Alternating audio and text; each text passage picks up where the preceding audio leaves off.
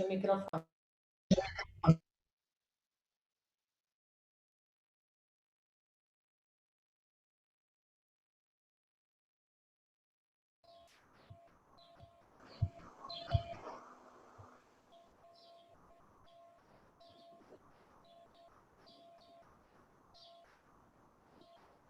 We're all here.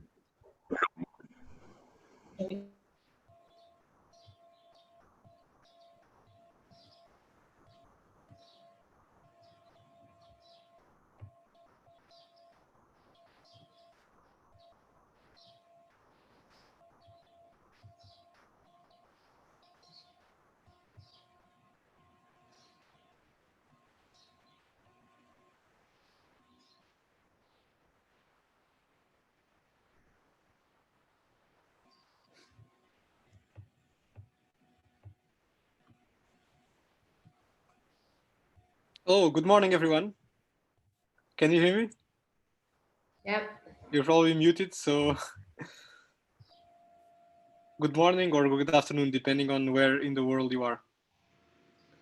Perfect. Yes, we had some people typing good morning, so it means they can listen to us. So we're going to get started very soon. Can you hear me? Yep. You're probably muted, so good morning or good afternoon, depending on where in the world you are. Perfect. Yes, we had some.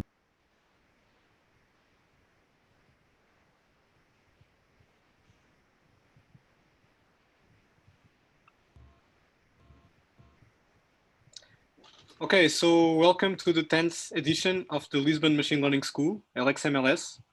This school has been hosted for 10 years in the Instituto Superior Técnico, IST, at University of Lisbon. And it's my pleasure to introduce you now Professor Fatima Montemor. She is Vice President for Research at IST, and she's going to say a few words. Hello. Good morning, good afternoon, good evening. As Mario said, depending on the place where you are. Welcome to the 10th edition of the Lisbon Machine Learning Summer School. It's really my great pleasure to welcome you all, even virtually, to this summer school in Lisbon. It's really a pity that you cannot stay here with us for all the week and enjoy the warm and beautiful, wonderful weather that we have. But well, we are living some important times, and machine learning is really important in this virtual world and in this, I would say, online world that we are living these days. In fact, we are living in exciting times, and now the world has become more and more connected. And in fact, this topic of machine learning is at the core heart of these technical challenges that nowadays play a very important role in the way how we communicate and how we are connected at every moment. I am very sure that this week will be very exciting in terms of learning, in terms of networking, and in terms of opportunity to enhance your knowledge and to learn more about the topic. It's really a great opportunity. This is the 10th edition of this summer school, and this is really a major achievement because it shows that this topic is extremely important, and the number of attendants and the origin in terms of countries and geographical areas of the different participants in this summer school evidences how important this topic is everywhere around the world, and how relevant and challenging it is. During this week, you will have the opportunity to listen many different speakers and to be involved in many different activities. I thank the organizers for this, I would say, exciting and wonderful program that they gather. And Also, I think that this edition of the Lisbon Machine Learning Summer School is very fortunate to have the support of a great cadre of sponsors, whom I hope that you will get to meet virtually during this summer school. That's great. I thank all the sponsors of the event. And I sincerely hope that you will enjoy today and the next days of debate, discussion, networking, etc. So I would like to thank you all for your participation, and I want to wish a wonderful, wonderful summer school. Thank you very much. Okay, thank you, Fatima. Okay, so I'm going to share my screen. Let's see. Can you see my screen? Perfect. Yes. All right, so this is the 10th edition of LXMLS, hosted at IST Lisbon and at the Telecommunications Institute, co-organized by Inesc ID and Babel, Pribaran, Cleverly, and Farfetch. And this 10th edition is really special. Actually, this year we were planning to do something special to commemorate, to celebrate this 10th year. However, coronavirus got into the way, but it will still be special. It's the first time that we are doing a fully remote school, so it's a new experience for us. I hope this goes well and that you enjoy the experience. Of course, this will not be possible without our sponsors. In particular, Google, our gold sponsor, also our silver sponsors, Protection and Seeds, our bronze sponsors, Pribaran and Cleverly, and our partners, Technico and Babel, Inesc, and Telecommunications Institute. So it's worth mentioning that there's plenty of research in machine learning at IST in Lisbon. There is a new unit called LUMIS, stands for Lisbon Unit for Machine Learning and Intelligent Systems, which is part of the European ELIS network, where we do research in machine learning for several areas, for several applications. And there's also plenty of opportunities for masters and PhD programs at IST related to the topics that we are covering in the summer school. So here is the list of organizers of this year's school. I think that most of them are visible in Zoom for you. So myself, Bruno Martins from IST and Inesc, Fernando Batista from Isqueté and Inesc, João Graça from Unbabel, Mariana Almeida from Cleverly, Mário Figueiredo from IST, Pedro Balaz from Farfetch, Ramon Astudillo from IBM, and Zita Marinho from DeepMind. There's also a steering committee that plans this school every year. And it consists of myself, Fernando Pereira from Google, Isabel Trancoso from IST, João Graça from Unbabel, Luís Sarmento from Google, and Mário Figueiredo from IST. And of course, the school will not be possible without the huge help from our monitors. These are the people that are going to help you in the labs and also answering questions in Slack. Typically you notice them by a colored T-shirt that they wear, but this year it's different. They will be present online. If you join Slack, you'll see the word monitor or organized attached to organizers and monitors to make it easier to identify them. So a huge thanks to our monitors. And just a few words about the technologies that we're going to use to hold this school remotely. So the main tool that we are using is Slack. This is what we're going to use for all the communications about the school events, for QA, for letting students talk to each other, talking to organizers, monitors, speakers, and so on. So besides Slack, which you should have gotten an invitation to join, if you don't, let us know as soon as possible. Besides Slack, there's Zoom, where the lectures are going to be held, like this one, and where Q&A will take place. The lectures are also going to be live streamed in YouTube, and they're also going to be recorded. So, you know, if you are in a time zone that is not very friendly for watching the lecture at this time, we can still watch it a few hours later. And for socializing, we are experimenting this year with Gather.town. This is like a virtual city with a few environments. And we are going to use it for today's welcome reception. And it's a way of socializing with students, organizers, and speakers. We can also use it for coffee breaks and, you know, for all the breaks between talks. So here's a recap of today's schedule. All these times are in Lisbon time. So we are going to start now with a lecture by Professor Mário Figueiredo, a refresher on probability theory. Then we are going to have Pedro Coelho giving a brief introduction about Python. Then there's going to be a break, which if you are in a similar time zone to Lisbon, it will be maybe for having lunch. And at 2 p.m. we come back with the labs. More information will be posted soon in Slack about the way labs will work. There's going to be a link for you to join Zoom. And there's also going to be Slack as a space for people to communicate regarding you know, questions for labs. And at 5 p.m. today, there's going to be a virtual welcome reception in Gather.town. You should have received information by email and in Slack. There's going to be 6 different rooms that you can join.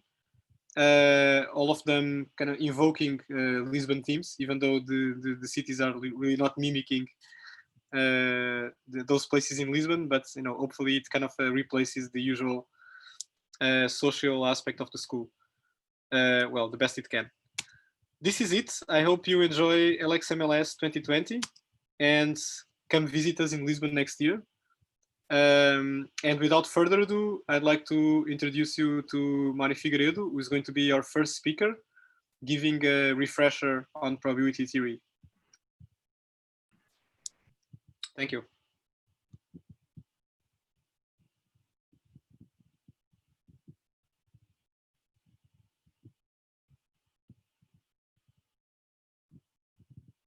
So some of our lectures have been recorded by our speakers to make it easier to you know, display them in Zoom, avoiding you know, any problems with internet connections and so on.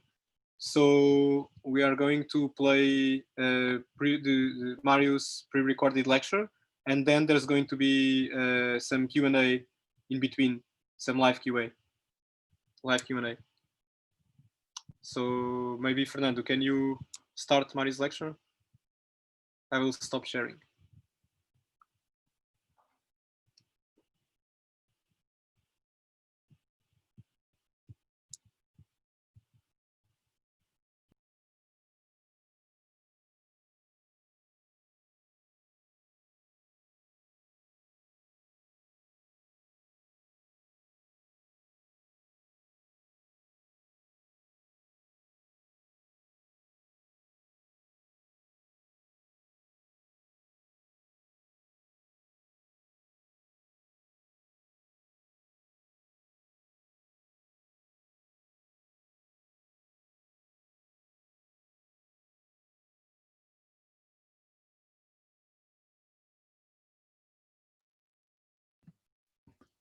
Não está no princípio, it's not at the beginning.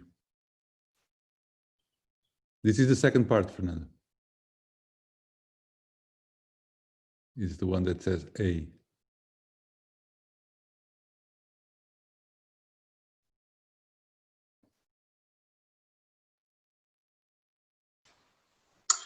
So good morning.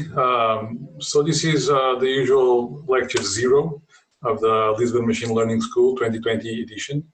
And as usual, as I've been doing for the past 10 years now, I give these lecture 0 as a warm-up to discuss some of the mathematical tools that are fundamental for machine learning. I will focus, of course, on probability theory and algebra. Of course, this is not a comprehensive or self-contained course about probability theory or algebra or any mathematical tool. It's just an overview of the techniques and notions and concepts that are believed to be important and that should be known by anyone working on machine learning. Of course, you're not supposed to, if you don't know these, you're not supposed to getting to know it just by listening to this lecture. The idea is that you should be familiar with all these topics, and if you're not, then you should go back and study them. So I'll go, and like in other years where I have people in front of me, because I'm recording this lecture, I will go pretty fast because you always have the option of stopping and watching it slower. And I will do these in approximately 3 or 4 sections or segments of approximately half an hour, 30 minutes, although I'll probably just live stream 3 of them, so 90 minutes. But the other one will also be available for viewing later if you want. So, mathematics, for which you have the URL there, which kind of gives an idea of what are the fundamental mathematical tools that are important for machine learning. This is not possible now, but I will stop for Q&A after approximately 30 minutes, so you'll have an option. You have the opportunity to ask questions soon. Okay, part 1, probability theory. So what is probability theory? So probability theory is a collection of ideas and tools and mathematical tools that study how data is produced from these objects which are called probabilistic models. So it studies randomness in nature, and it's been studied and that it's been the object of thought and contributions by many of the great names of science. It all started with the goal of putting games of chance like dice or cards in a stronger mathematical footing, and it led to all there is today about machine learning, and of course with quantum physics, which also of course gave a lot of attention to probability theory. And so, because probability theory can be shown actually to be the consistent tool, the right tool to handle uncertainty, and uncertainty is intimately connected to information and knowledge and observation. Because if there's no uncertainty, there's no information, there's no knowledge. You never learn anything about which you're not uncertain to start with. So it is, of course, the right tool also to deal with learning and decision-making and inference, and so science in general. So there's a famous book by Jaynes, which is called The Probability Theory, The Logic of Science, which kind of stresses this idea that probability theory is a fundamental tool in science. Okay, so is this still important today in this era of deep learning and all these fantastic tools that we can deploy without actually having to think too much? Well, I usually like to tease the audience a little bit by showing this chapter of this book, which is an introductory chapter about probability and information theory, which we'll also touch a little bit upon later on. And I usually ask people, what is this book from? Can you guess in what book is this chapter? And the answer is, this is a chapter from the deep learning book, the famous deep learning book by Joshua Bengio and Ian Goodfellow and Aaron Curville. And so, of course, if you needed any convincing, then it's clear that probability theory is still very relevant in today's deep learning, machine learning world. So what is probability? So probability, we can start with some informal statements. Everybody sort of knows that if you draw a random card from a deck, the probability of getting a card of clubs is 13/52, because you have 13 clubs cards out of a total of 52. But the probability of getting a 1 when you throw a die is 1/6, because the die has 6 faces, and the 1 is just one of them. And to the classical definition that goes back to Laplace, it says that the probability of a given something happening is the number of ways in which that thing can happen. If all these ways are all mutually exclusive and equally likely, for example, those 13 cards of clubs, they're all different cards and they're all equally likely, divided by the total number of ways in which the occurrence can, the outcome of the experiment can have.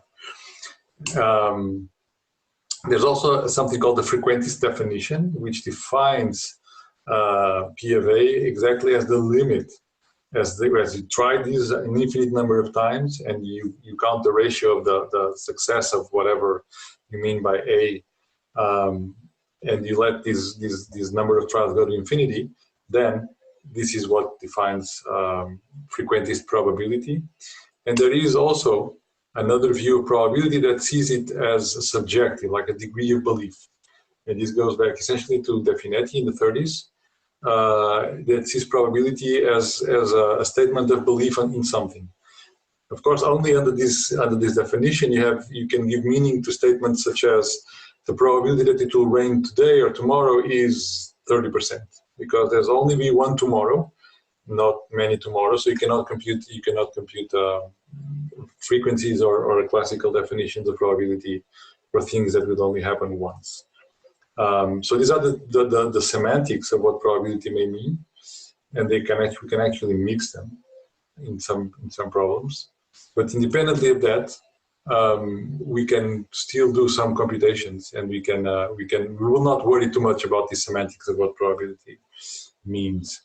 So key concepts in probability theory are that of sample space. So the sample space is a set of all possible outcomes of some random experiment.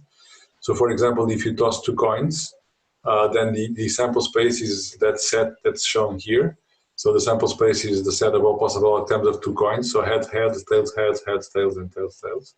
If you throw a ball to a roulette, so if you play the roulette, the sample space is all the numbers that can come out, so 1 to 36. If you draw a card from a shuffle deck at random, so the sample set is the collection of all the cards in the deck. An event is defined as a subset of the sample space. Okay, so it's a collection. So this notation here, 2 to the x, is called the power set.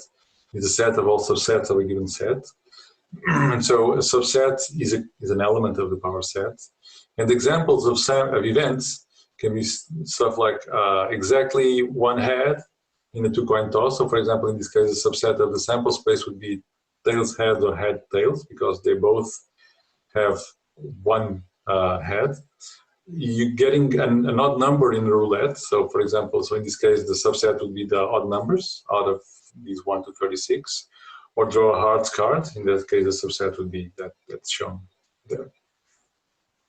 So if the sample set is the set of possible outcomes of a random experiment, of course, random experiments can be more complicated than just throwing dice or playing cards or drawing cards. It can be, for example, you throw a coin and or a die, and you want to know how far it went rather than what face came up. And so in this case, the sample space is a real number.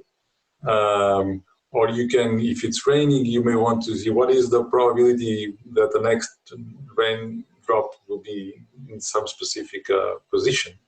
And in that case, the sample space is just r squared, where r are the coordinates of the position where the drop will land.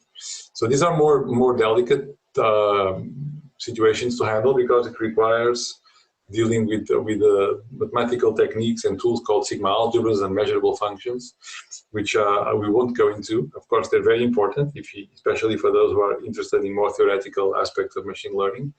But it's heavier stuff that I will not cover here in this lecture.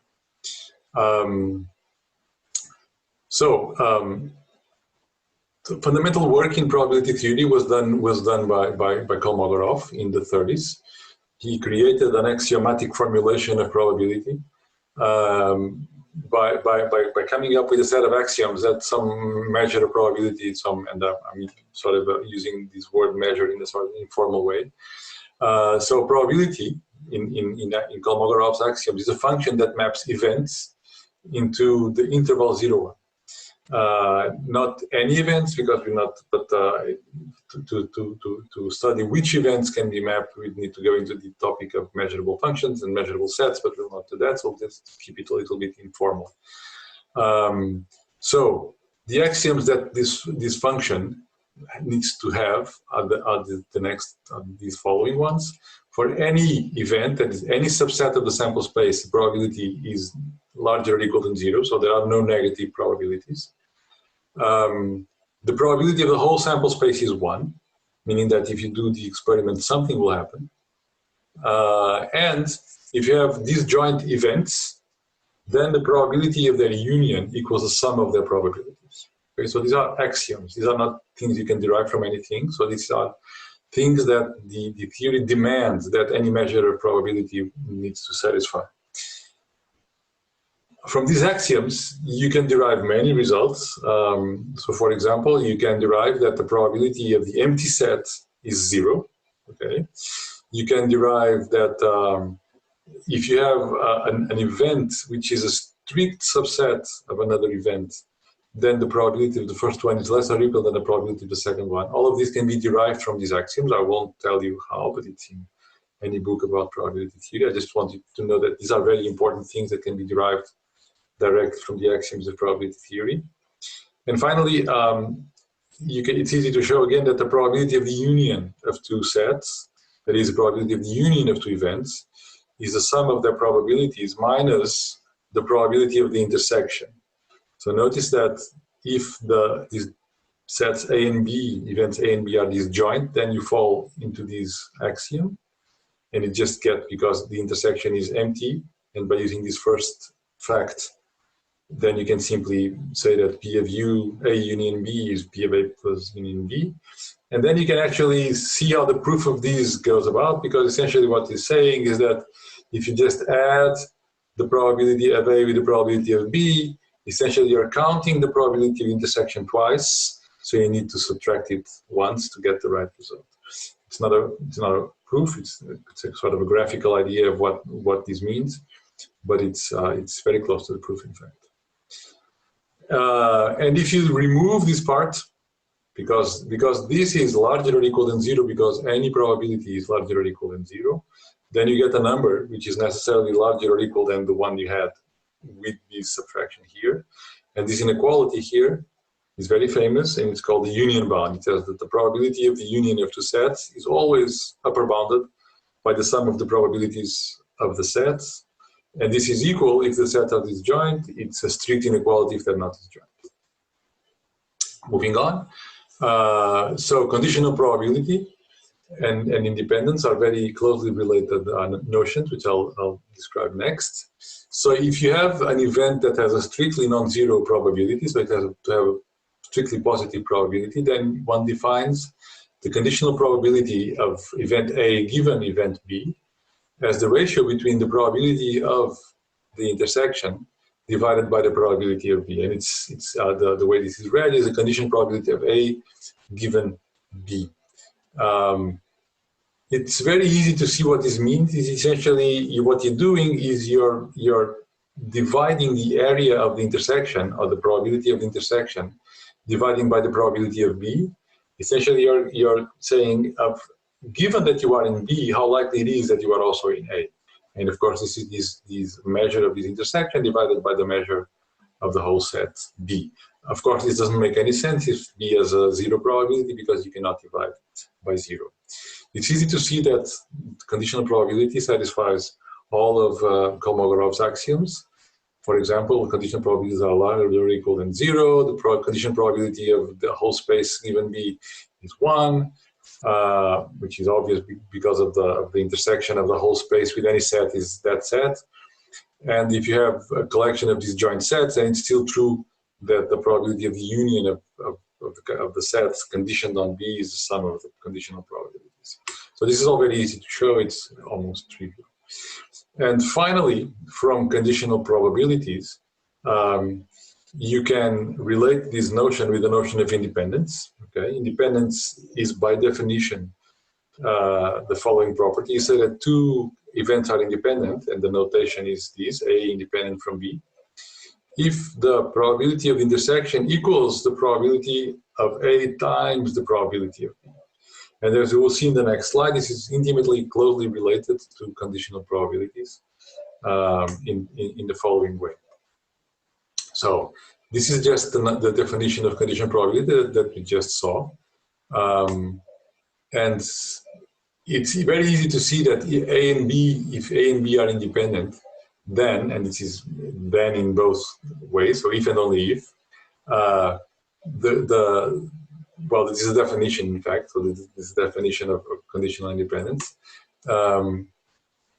The relationship with conditional probabilities is this one. So A and B are independent if and only if probability of A equals the probability of A conditioned on B. This means that conditioning on B or not conditioning on B doesn't make any difference as long as A and B are independent, and vice versa. If A and B are independent, then conditioning or not conditioning on B doesn't make any difference. And this should be kind of intuitive, that if two things are independent, then knowing one of them does not affect my knowledge about the other one, if you understand probabilities as knowledge about events. This is very easy to show, of course.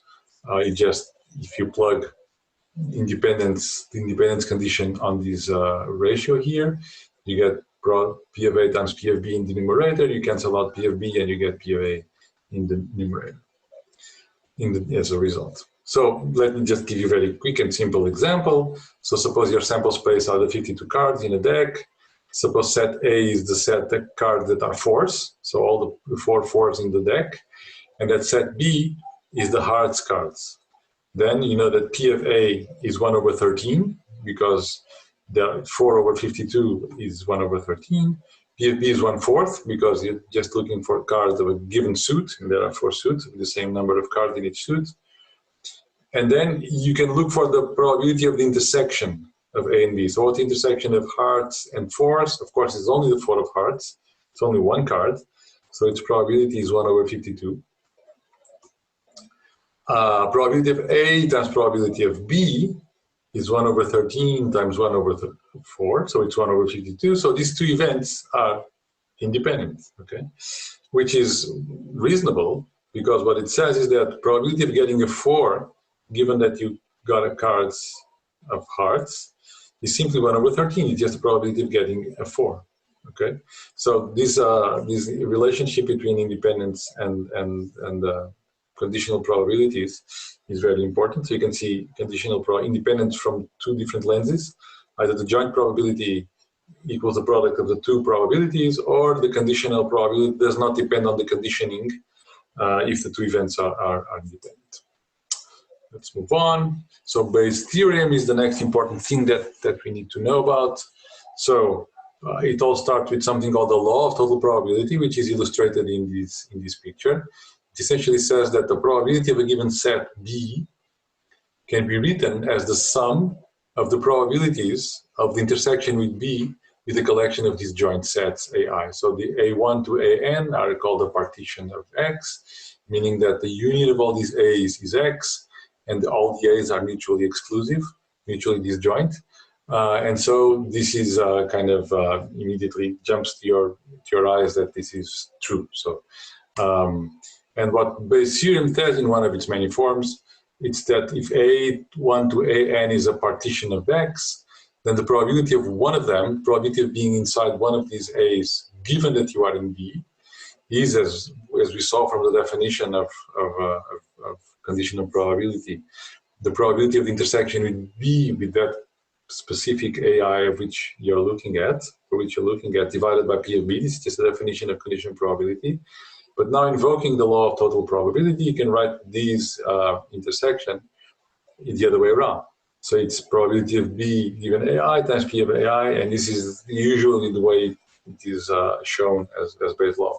It relates the probability of event AI given B with the probability of event B given AI. So sometimes this is also called the law of inverse probability, because it allows it to invert this conditioning as B conditioning AI or AI conditioning B. And the way to relate these two is through this ratio, P of AI divided by P of B. So this is Bayes' theorem or Bayes' law. Okay, random variables. What is a random variable? So a random variable is essentially a function that maps outcomes from some sample random experiment, from the sample space of some random experiment, into the real numbers. So I'm talking about real valued random variables. So this is a function, it's a mapping that takes outcomes of some random experiment into the real line. And so this is a real valued function that starts on this set and has range on the real line. So we can have discrete or continuous random variables.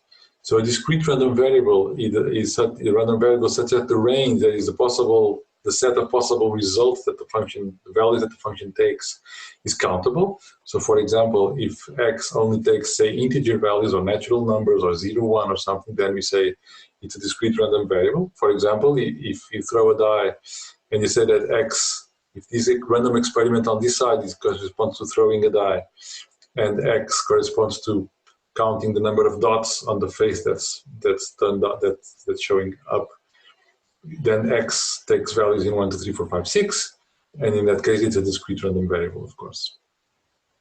Whereas a continuous random variable, the range is uncountable, say the real numbers or some interval or R2 if you want, or R3 or some vector space or many things that are not countable.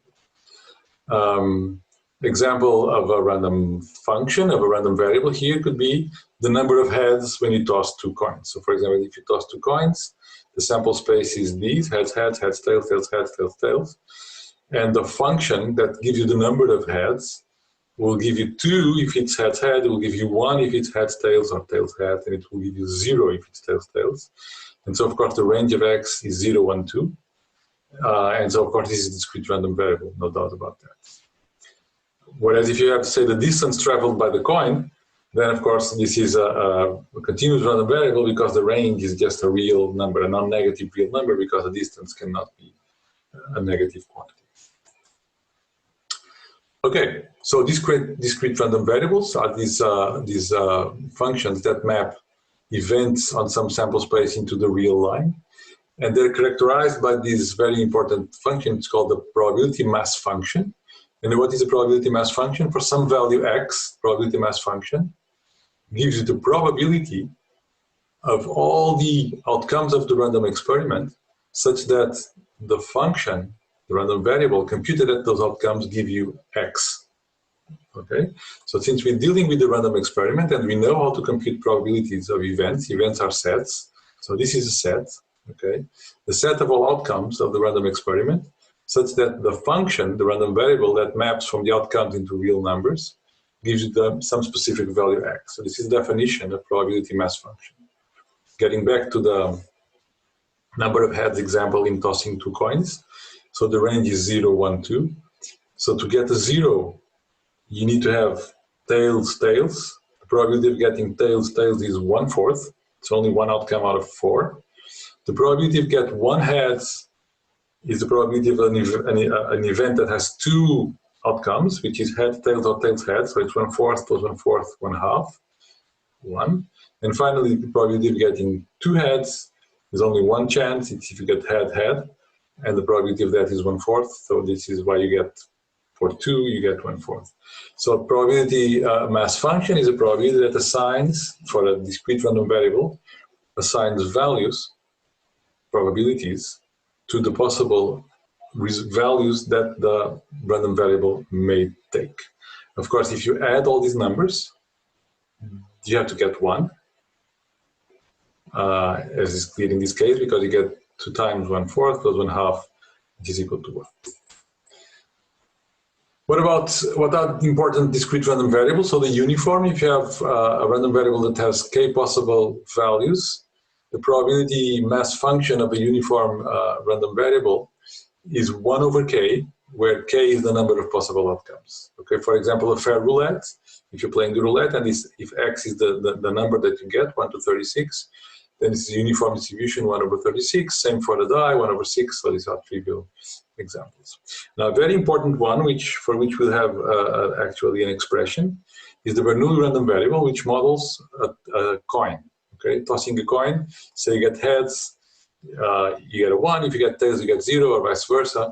And the probability mass function in this case, it's parameterized by some number p, which is the probability that that coin gives you heads, and 1 minus p, vice versa for tails, of course. Of course, you may assume that this could be something else. It could be bits in some transmission system. It could be any binary random variable, any random variable that takes 2 possible values. You can think of these 2 possible values as 0s and 1s without loss of generality. You can map from any set of 2 objects to 0, 1. And this is called the Bernoulli random variable. You can write these when we're using zeros and ones to denote the outcomes of the variable. We can write it compactly, and this is very convenient for computations, as p raised to x times 1 minus p raised to 1 minus x. And why does this work? Because if x is 1, you get p raised to 1, which is p, and 1 minus p raised to 0. And 1 minus p raised to 0 is just 1, like any number, non-zero number raised to 0 is 1. So this is a compact way of writing this same function without the need for these if something then, if something then. So for as I told you, so a good example of a Bernoulli random variable is a coin toss where heads is 0 and tails is 1. And if you have a fair coin, then p is 1/2. If you have an unfair coin, then p is not 1/2. So another important discrete random variable is a binomial random variable, which takes values between 0 and n. And it's essentially a sum of n Bernoulli random variables. You can think of these as, now you're tossing not one coin, but n coins, or you're tossing not one coin once, but tossing the same coin n times. So essentially you're tossing the same coin n times, because p is the same number for all these individual trials, individual experiments, or you can think that you have n exactly equal copies of the same coin, with all with the same probability p. And this is called a binomial random variable because it involves this number here, which is called the binomial coefficient, which appears in Newton's binomial formula. And choose x, that's how you read these, is essentially the number of ways in which you can have x, you can select x objects from a collection of n objects. So p raised to x, 1 minus p raised to n minus x is just the probability of a particular sequence of outcomes with x ones and n minus x zeros. And this other factor here counts in how many ways you can have these permutations of these possible outcomes. So this is a famous plot for how it looks like. And of course, I won't dwell a long time here.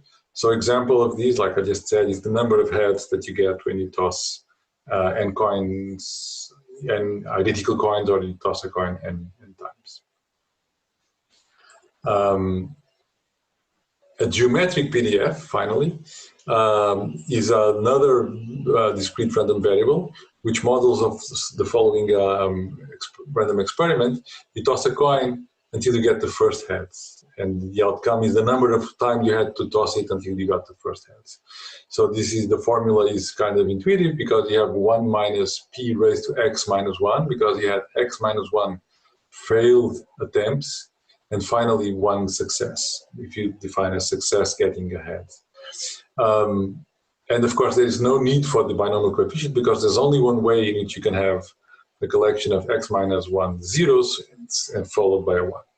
There's only one possible way of putting them together. Okay, so the final discrete random variable that we will look at is the Poisson random variable. It has this famous expression, so it's characterized by a parameter which is typically called lambda, although it can have any other name. It's defined like this. It's a probability mass function. There's a plot for different values of lambda. And it's, of course, a discrete variable that takes values in the natural numbers union with 0. So you can take value 0 or any natural number.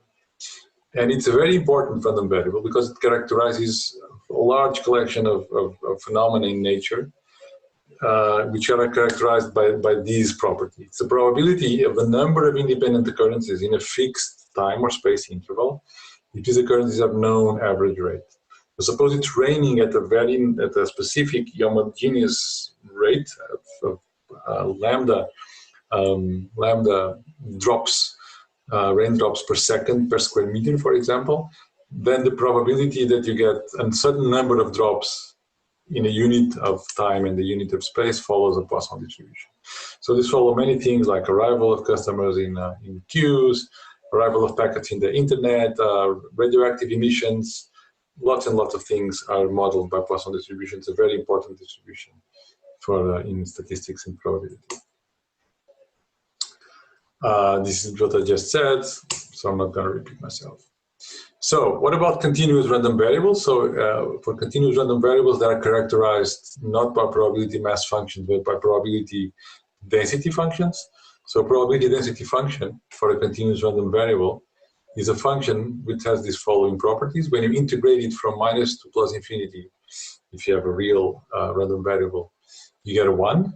And the probability that the random variable is in some interval is given by the integral across that interval of the density, as is illustrated in this picture. So the area under the curve in the interval a to b will give you the probability that x belongs to this interval a to b.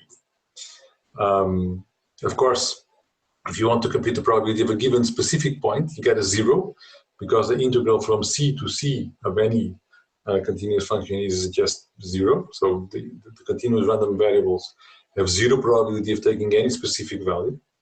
But that's kind of obvious, because the variable is continuous, so the probability that you get one specific value, one specific real value, is 0. What are important continuous random variables? So the uniform is probably the simplest of all of them. In a given interval, it just says that the probability that the variable falls in the interval a to b is 1 over b minus a, such that when you integrate, you get a 1. Of course, the Gaussian is extremely important, and maybe most of you are familiar with Gaussian functions. So the Gaussian, univariate Gaussian, is this function that looks like this. It's just this exponential of minus x minus some parameter mu squared divided by 2 times another parameter, which we'll see what they mean in a second. So mu controls the position of this function. So by changing mu, you change the position of the function without changing its shape. By controlling sigma 2, you make it wider or narrower. For large sigma 2s, it becomes wide. For small sigma 2s, it becomes narrow. And finally, the exponential. The exponential is a very important density too, which appears a lot in statistics and machine learning.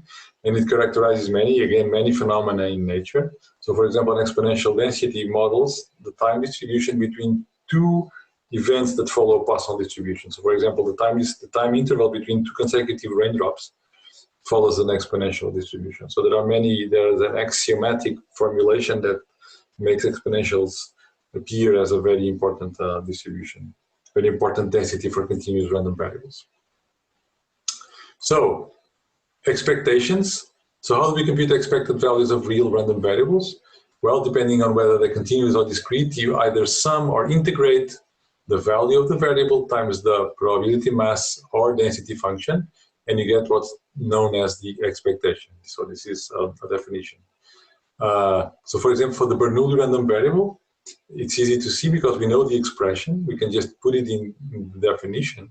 So you get 0 times the probability of 0 plus 1 times the probability of 1, you get a p. So the expected value of a Bernoulli random variable with probability p is just p itself. Quite simple. For the binomial, we can it's easy to compute. It's n times p, so it's all very well known. So for the Gaussian, the expected value is the parameter mu that appears in the density. This can also be done analytically. And a fundamental property of expectation, which is used very often, is that it is a linear operation. Meaning that if you have 2 real valued random variables, and you consider some linear combination of these 2 random variables with some coefficients alpha and beta, then the expected value of the linear combination is the same linear combination of the expectations. And this is without any conditions. As long as these expectations exist, and it's important to know that expectations may not exist. So as anything that depends on a sum which is potentially infinite, or on an integral of some function, there should always be this caveat which says if the integral exists. So there are random variables that do not have expectation because this integral diverges, and so expectations are not mandatory. So there are random variables which are valid random variables. They have a PDF, but they do not have expectation. So of course, linearity of expectation applies if everything involved has expectation. So what about expectation of functions? So if you want to compute the expected value of some function of the random variable rather than the expectation of the random variable itself, then all you have to do is replace the x by this function of x. This is sometimes called the law of the lazy statistician, because for lazy statisticians, so a not lazy statistician would realize that maybe you would need to compute the density of g of x and then compute its expectation, but in fact you don't. you just need to replace x by g of x inside this formula, and you get the expected value. So examples, well-known examples of expectations of functions, the variance. So if the function that you put in there, here g is the variable itself minus its expected value squared, then this expectation of this function is called the variance of the random variable. Of course, by expanding the square, you can write this as expectation of the square minus the square of the expectation.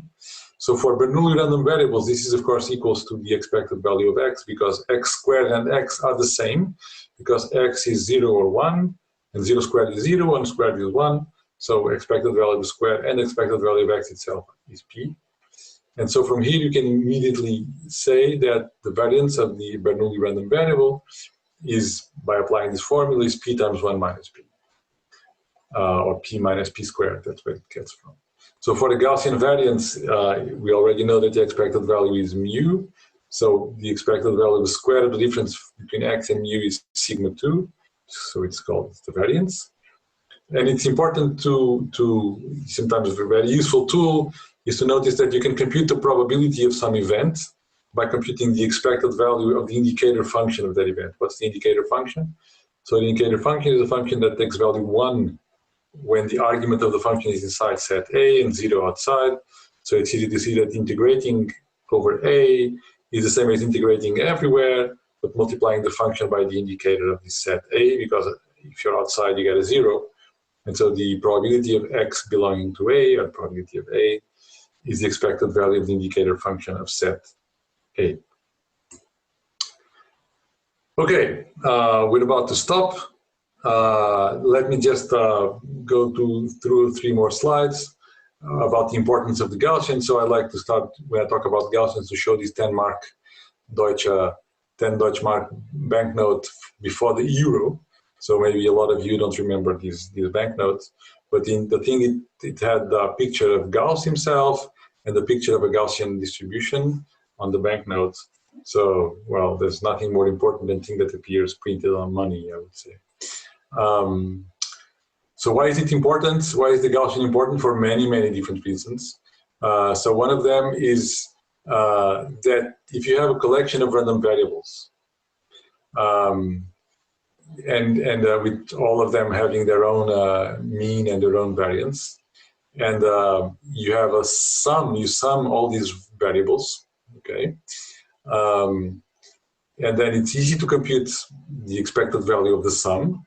It's easy to compute the variance of the sum, because we saw how to do that. And now if you take this sum, and you subtract the mean and divide by the standard deviation, which is the square root of the variance, then it's easy to show that the expected value of this Zn is 0 and that the variance is 1. And most importantly, something called the central limit theorem is that under mouth conditions, as the number of samples goes to infinity, this Zn, this normalized sum of independent random variables, approaches a Gaussian. So anything that is the result of the sum of a large number of independent variables under very mild conditions will approach a Gaussian. So almost everything that's complicated and that involves many different contributions will be, in some sense, approximately Gaussian. And this is actually a nice place to stop. And then we'll come back to the second part in a second.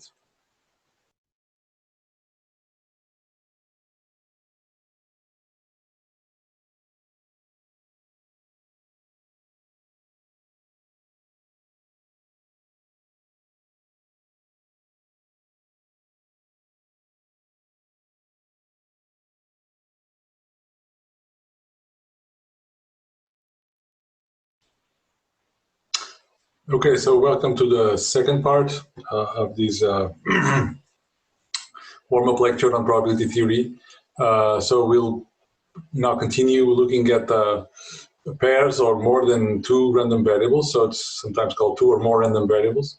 When you have 2 random variables, we can write the joint probability mass function simply as this function that gives you the probability that one of the variables takes a given value and the other variable takes some other specific value. X equals little x and y equals little y. So this is called the joint PMF, and of course this is trivially extended to more than two. You have x, y, z, or x1, x2, x3. So this is the obvious extension of probability mass functions when you have more than one random variable. So for continuous random variables, you have this notion of joint probability density function rather than probability mass function, and the idea is the same. So it's a function that's defined on a pair of variables that takes a pair of arguments, and such that when you integrate across some set, you get the probability that the pair of random variables belong to that set. Well, there's more technicalities here involved that I won't go into. This set cannot be just any set. It needs to be a set over which you can compute these integrals. So it needs to be a measurable set, but we won't go into those details. Of course, this extends trivially to more than two random variables. You have 3 or 4 or 5 or whatever number you may want to have, and even an infinite number of random variables. This can be done. So marginalization is a fundamental concept that appears when you have more than 2 or more random variables, more than one. Is that how you can compute the probability density or mass function of one of them given the corresponding function for the pair? And this is known as marginalization, and you've probably all seen it before. So you sum with respect to the variable that you don't want in the function, or you integrate in the case of a continuous variables. You sum or you integrate with respect to the variable, and you get a function of the other variable. It's called marginalization. And for pairs of random variables, we have the definition of independence now that translates from the case of events now to the case of random variables. We say that a pair of random variables are independent of each other, so x independent from y, if and only if the joint probability function, and I'm saying probability function because this is true for densities or mass functions, but the expression is the same. So the condition is the same. You don't need to know if these are densities or mass functions. If the probability function of the pair equals the product of the marginals. And if this is true, then we immediately know that the expected value of the product is the product of the expected values. It's very easy to conclude these, but it's important to keep in mind that the converse is not true. So we have a pair of random variables such that the expected value of the product is the product of the expected values, but still they're not independent. So independence implies this equality, but this equality does not imply independence. Okay, conditional probability mass function. This is again a direct translation from the case of probability theory on sets. So the conditional probability mass function of x given y, which is just by definition the probability that x takes value x given that y took value y, is again, it's the joint probability, which in this case is the joint PMF, probability mass function, divided by the probability of the conditioning event. Of course, this requires that P of y equals y, or Fy of y is the same, that it's not zero, otherwise you cannot define this conditional.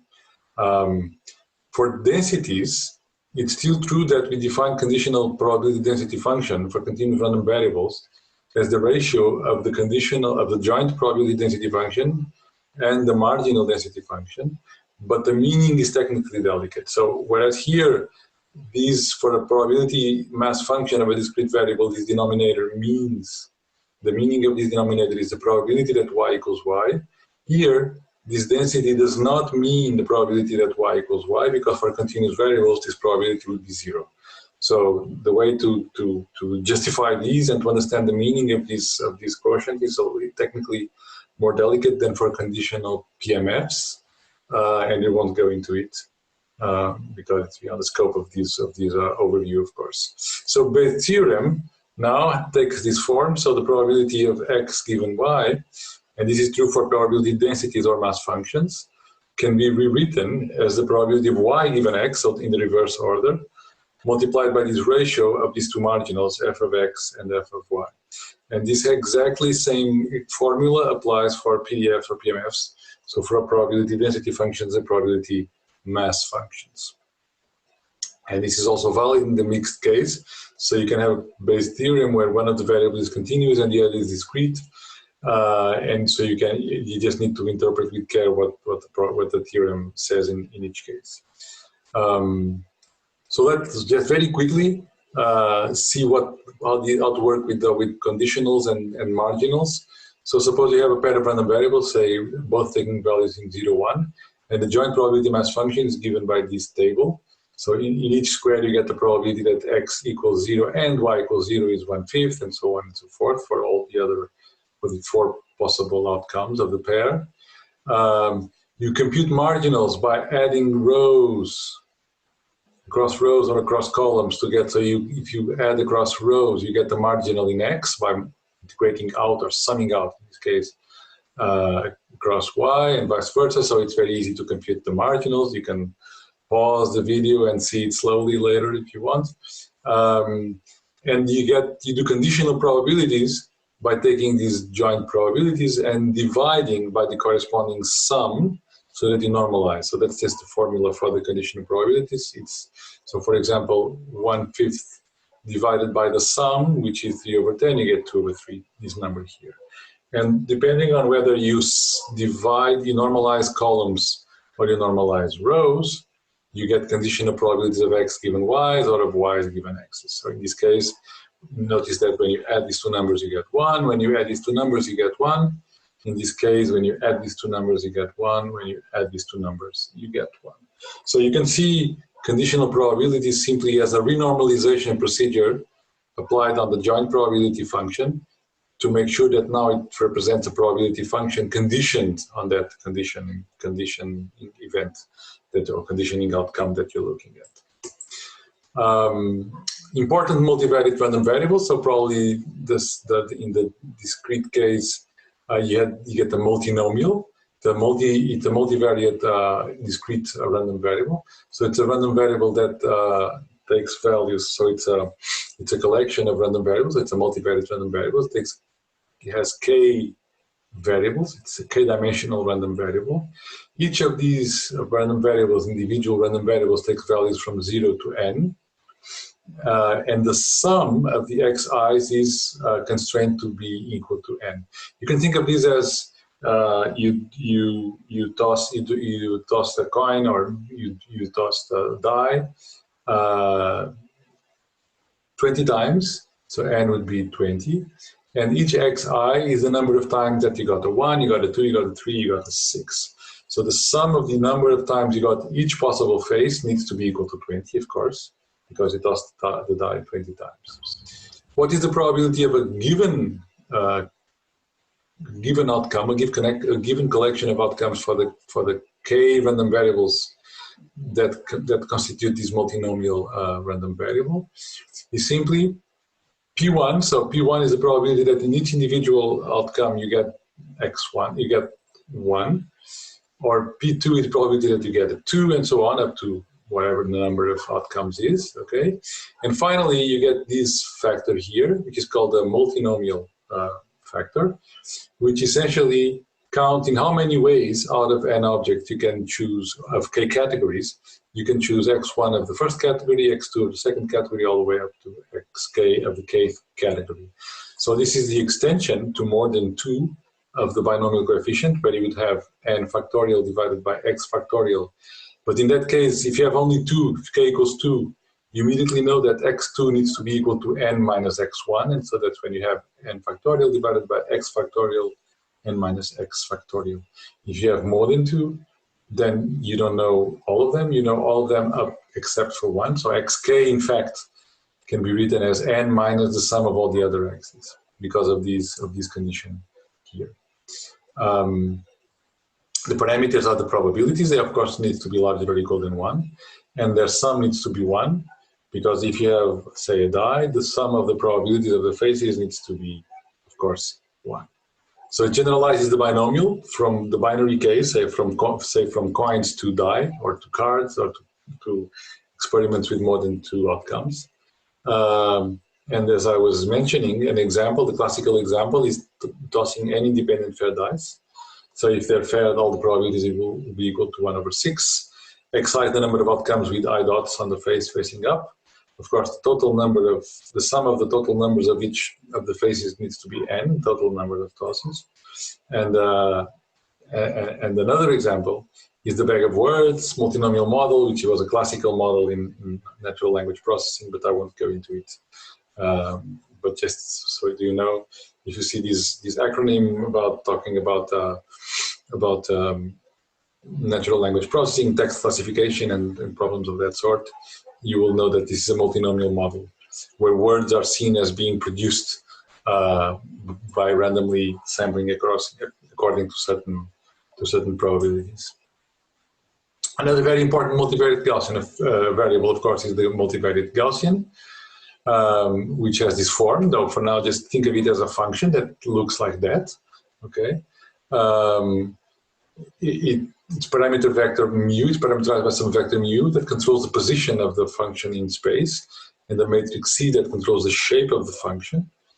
Its expected value can be shown to be equal to mu, and the meaning of C, we'll look at it a little later. So it has a familiar form that you've all seen. So it's in 2 dimensions.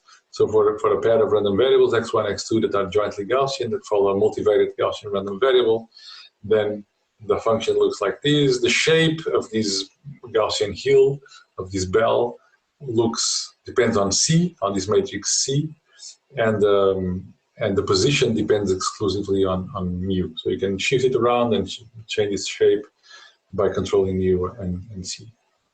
What are key properties of the multivariate Gaussian that makes it important to this central limit theorem that we've mentioned before, about which is also true in the multivariate case?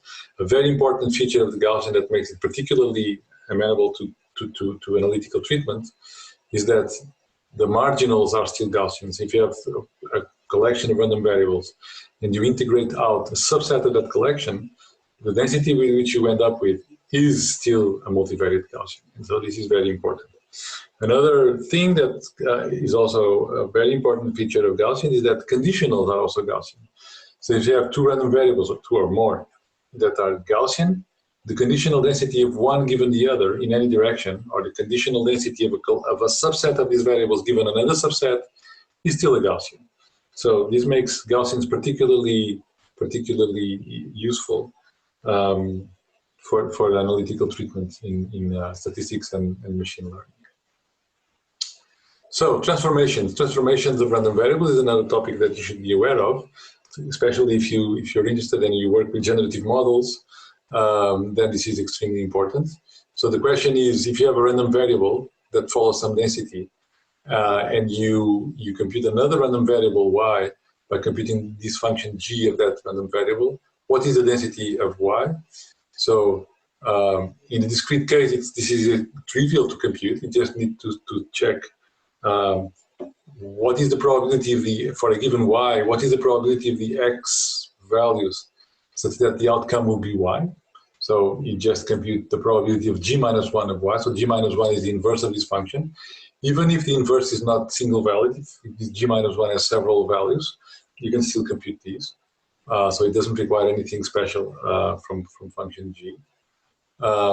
In the continuous case, there's a more general expression than these if you have non-invertible functions or functions where g minus 1 is multi-valued. But for the single valued case, it's easy to show. I'm not going to explain how this is derived, but that you can compute the density of y. It essentially depends on the derivative of function g minus 1, which can also be computed from the derivative of g. If g is strictly monotonic as invertible, then you can compute these derivatives. If you can compute these derivatives in closed form, then you can have a closed form expression for the density of y.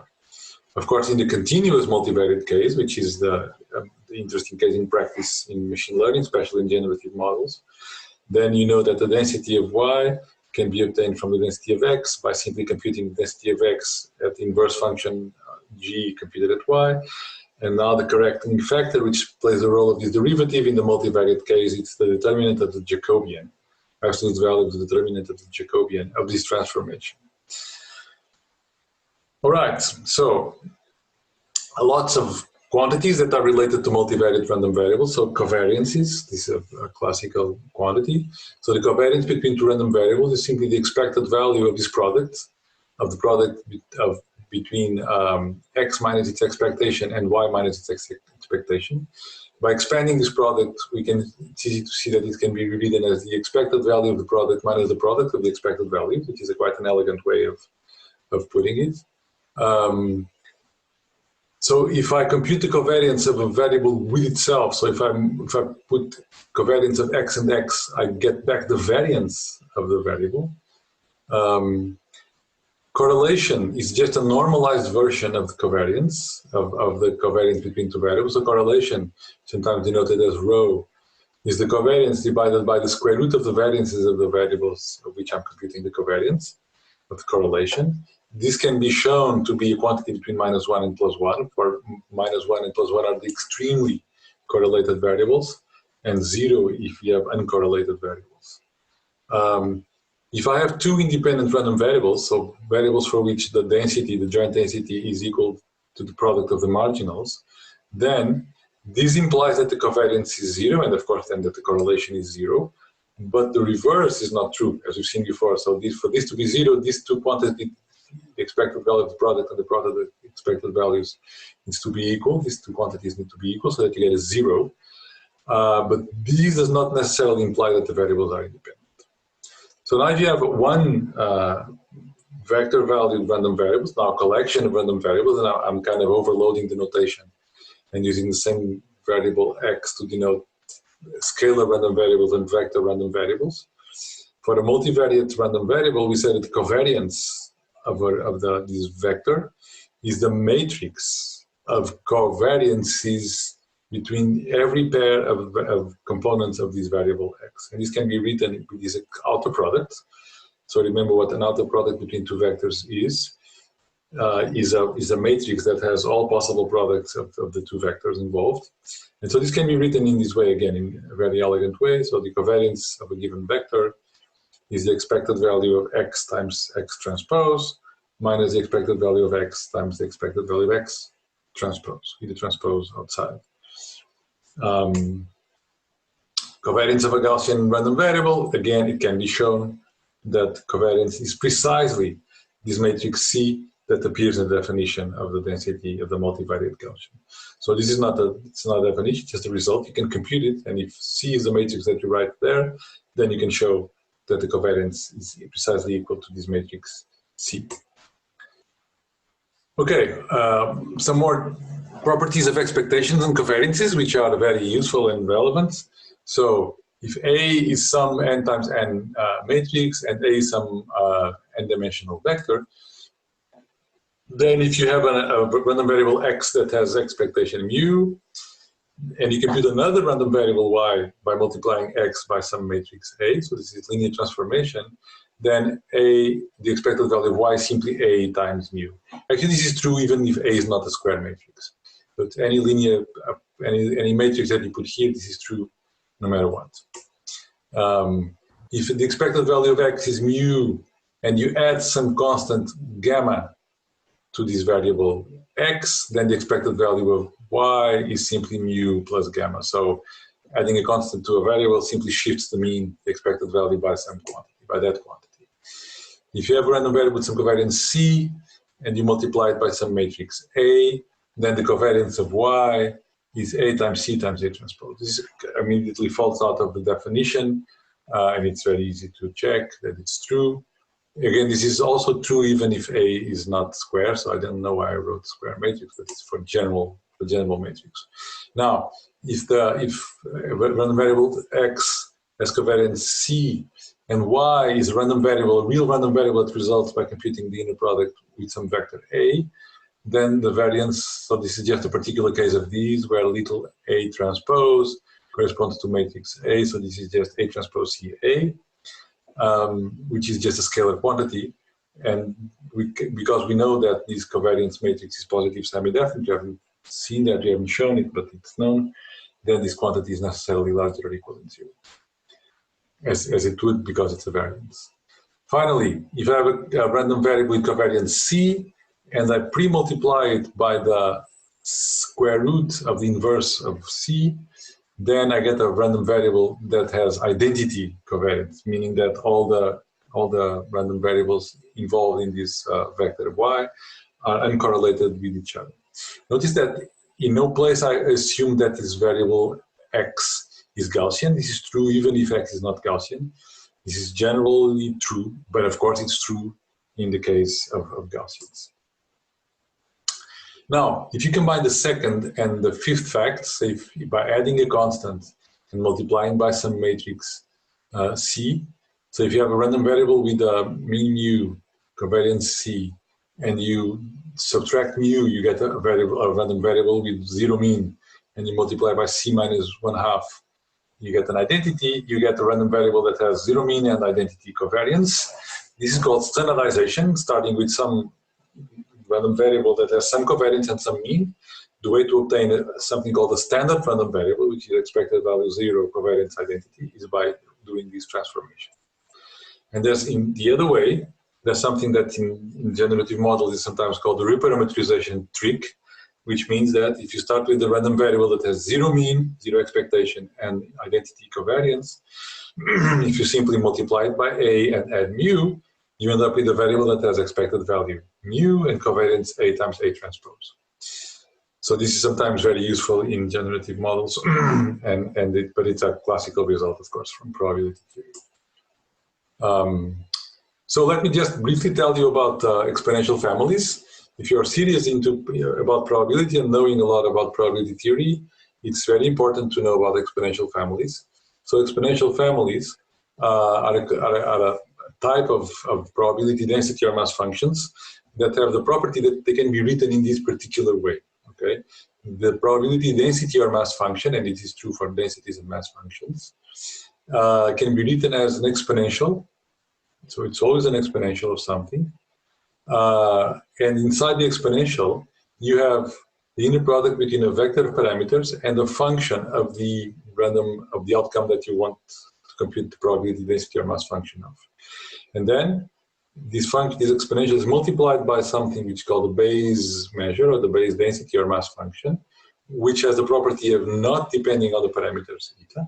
And finally, you have to divide by this quantity z of eta, which guarantees that the density integrates to 1, or that the discrete probability mass function sums to 1.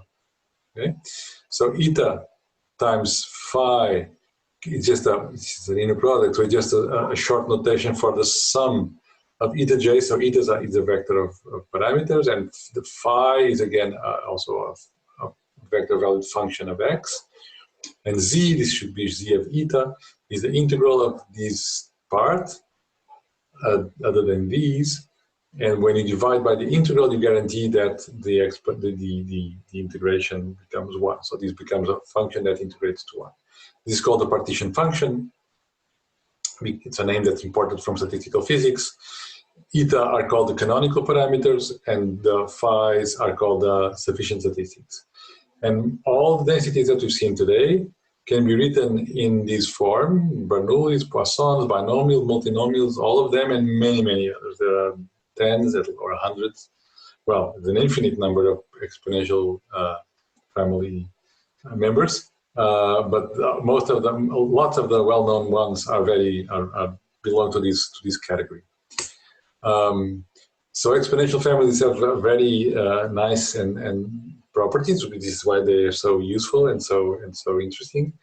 But before we see them, well, just a few of them, I will leave these as an exercise. So remember that we wrote the probability mass function for the Bernoulli random variable as p raised to x 1 minus p raised to 1 minus x. Remember that p is the probability, so there's a parameter. This density has a parameter. This probability mass function has parameter p. And the way one usually goes about into writing some probability density or mass function in exponential family form is by taking the exponential of the log of whatever function you have.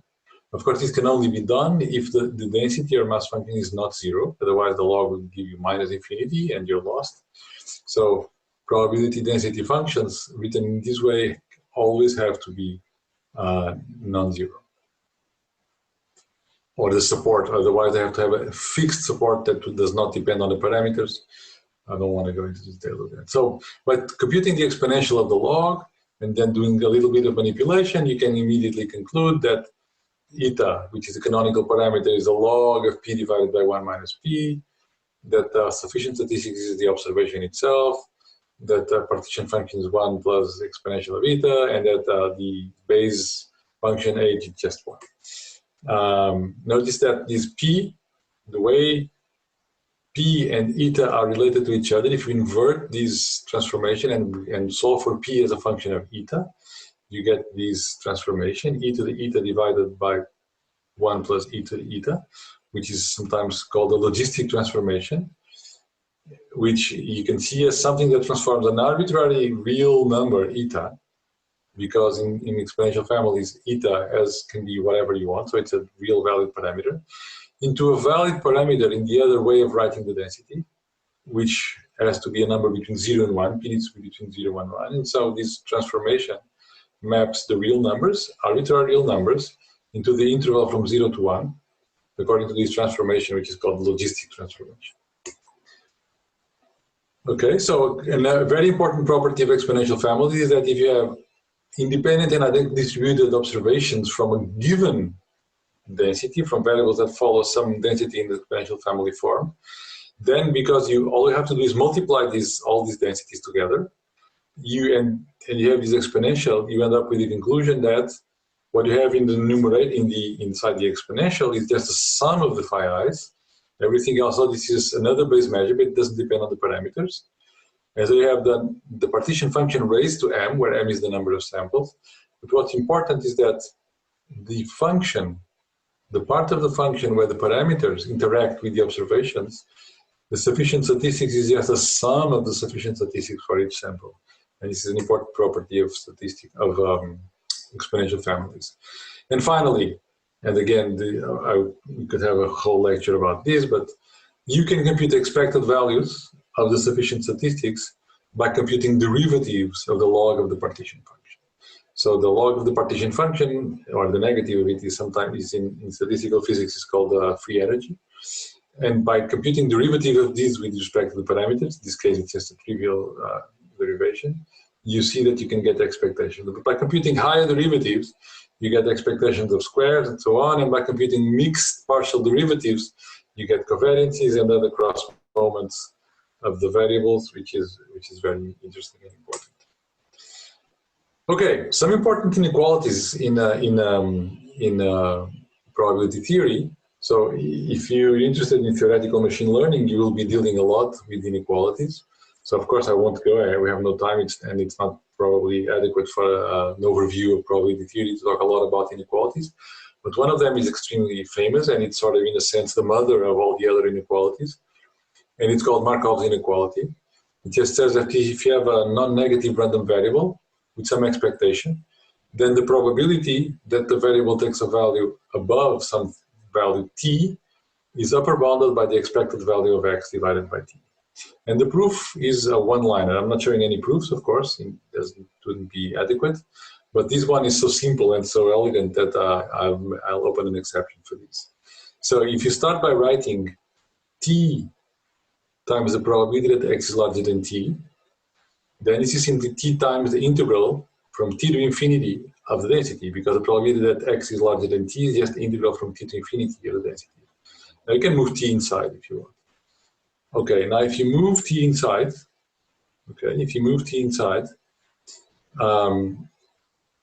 you get a larger value necessarily if you replace this t by x, because in this case t was fixed at the lower bound of the lower limit of the integral. But if you replace t by x, now x is going to be always larger or equal than t, and so this integral on this side is going to be larger than the one on this side. Now, this, if you were integrating from 0 to infinity, because you have a non-negative quantity, random variable, if you were integrating from 0 to infinity, you would get the expected value. So what you get by integrating from t to infinity is the expected value minus the part that you left out. And what you left out is the integral from 0 to t. So this is equal to the expected value minus the integral from 0 to t of the product of x times the density. But this is necessarily larger or equal than 0 quantity, because x is larger or equal than 0, and f is a density, so it's larger or equal than 0. So if you remove this negative contribution, you get a larger quantity, e of x. And that's it. So you know the t times p of x probability that x is larger than t is less or equal than the expectation, simply move this t to the other side, dividing by t, you get this inequality. So this is a one-line, very simple to follow proof. You can actually do it graphically, very simply.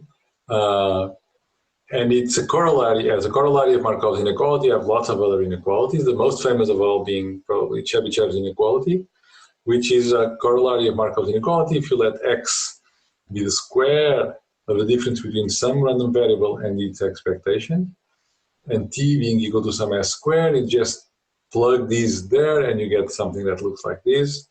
It says that the probability that some random variable is away from its expectation more in absolute value more than some s is upper bounded by the variance divided by the square of that deviation.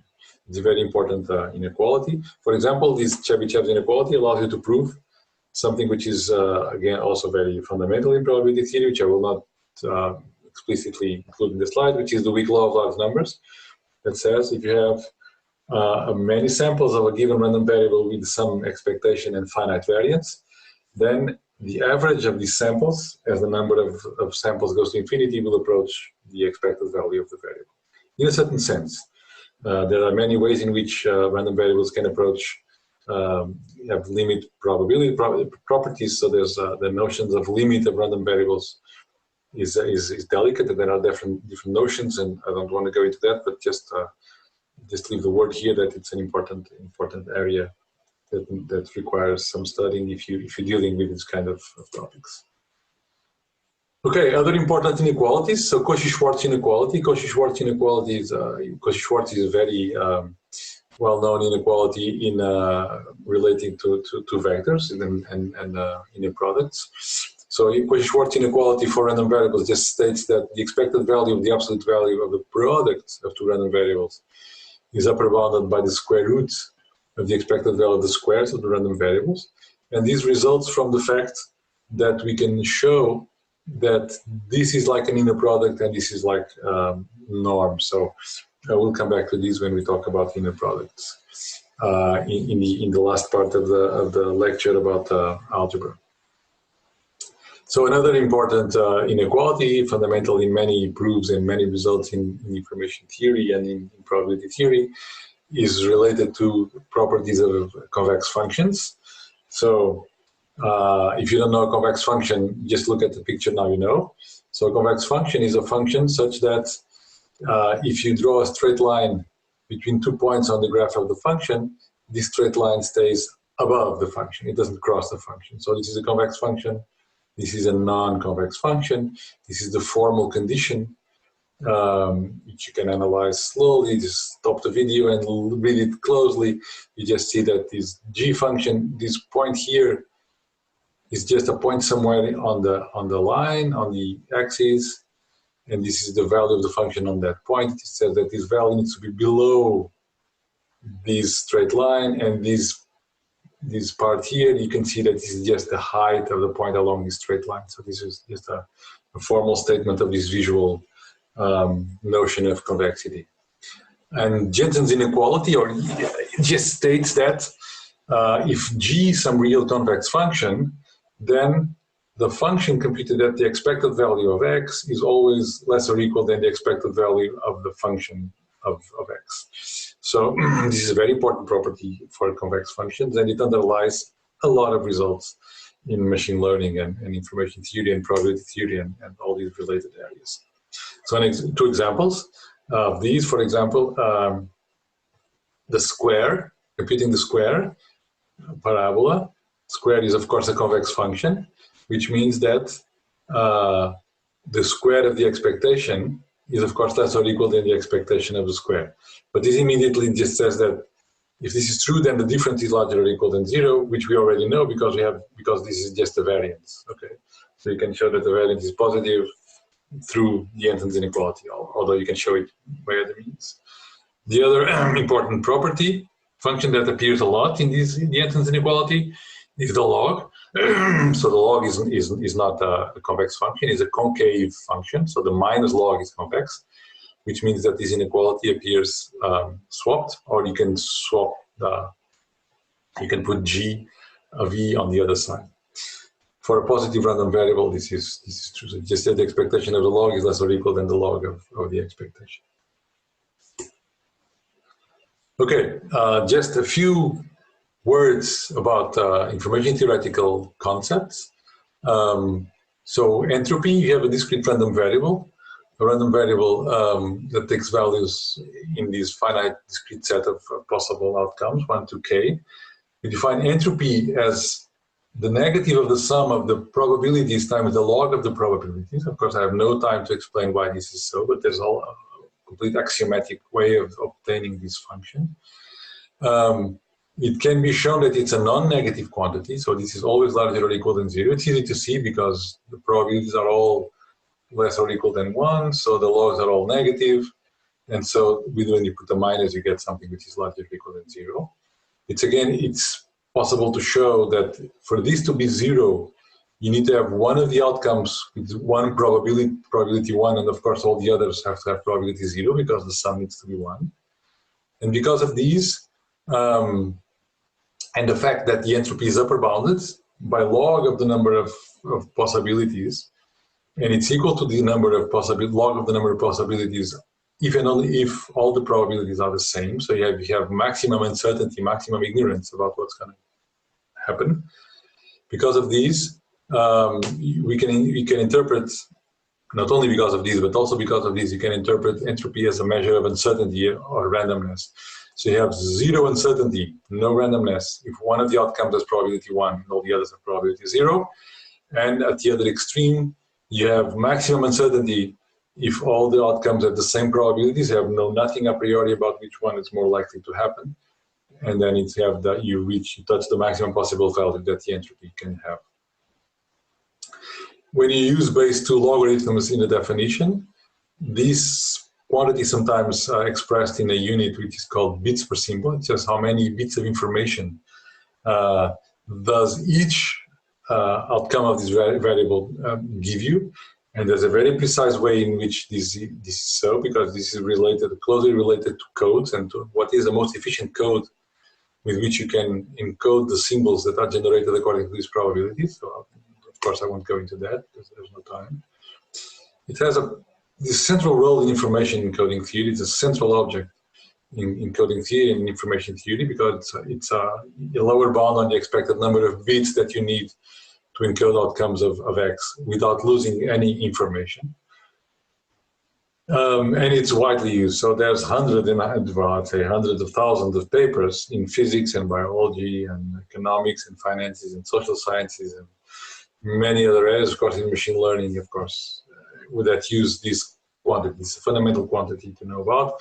If you don't know about entropy and information theory, that's something you need to spend some time studying.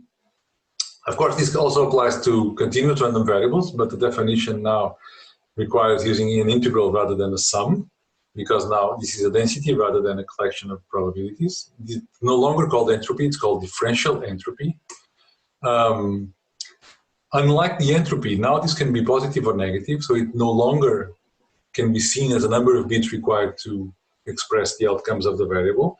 Of course, if you have a continuous real valued variable, I would always need an infinite number of bits to express any outcome, because any real number has an infinite number of bits that's needed to express it. So by going into the continuous case, you lose this coding notion, although you can recover it by quantization, but it's a bit more complicated. And a very simple example is that if you have a uniform random variable, so a variable that has a uniform density in some interval a to b, then the differential entropy, it's very easy to compute the integral for this uniform distribution, is log of b minus a, just a log of the width of the interval of where the variable is defined. And because nothing forces b minus a to be larger than 1, the log can be negative, and so you can have a negative differential entropy for this variable, or for a lot of other variables. Okay. However, there are still interesting things that you can say. For example, among all variables that have a certain variance, the one that has the highest differential entropy is the Gaussian. This is a very important result, which is another reason for why the Gaussian is important. If you have a certain amount of variance that you want to preserve, and you ask yourself a question, among all variables with a certain variance, and any mean, because the variance, the entropy does not depend on the mean, what is the one that has the highest entropy, which you can interpret as the highest degree of uncertainty? It is the Gaussian. And the entropy of the Gaussian is given by this very nice formula, which involves all the important numbers in mathematics, 1, 2, pi, and e, all in the same formula. So this is yet another reason why the Gaussian is important, because it has this special maximum entropy role among continuous random variables with a given variance. Kullback-Leibler divergence, so it's again a very quantity that's closely related to the entropy. Sometimes it's actually called relative entropy. So it's a way of measuring how different two probability densities or mass functions are. In the case of mass functions, if you have two different mass functions, f and g, defined on the same set of possible outcomes, say k of them, if you sum these f's times the log of these ratios, you get something which is called the Kullback-Leibler divergence, which can be shown to be larger or equal than 0, always, no matter what f and g are. And for this to be equal to 0, you need f and g to be equal everywhere. So this is if and only if these two mass functions are the same, then you get the Kullback-Leibler divergence to be equal to 0. So that's a sufficient and necessary condition. And because of these, you use this quantity to distinguish how different two densities or two mass functions are.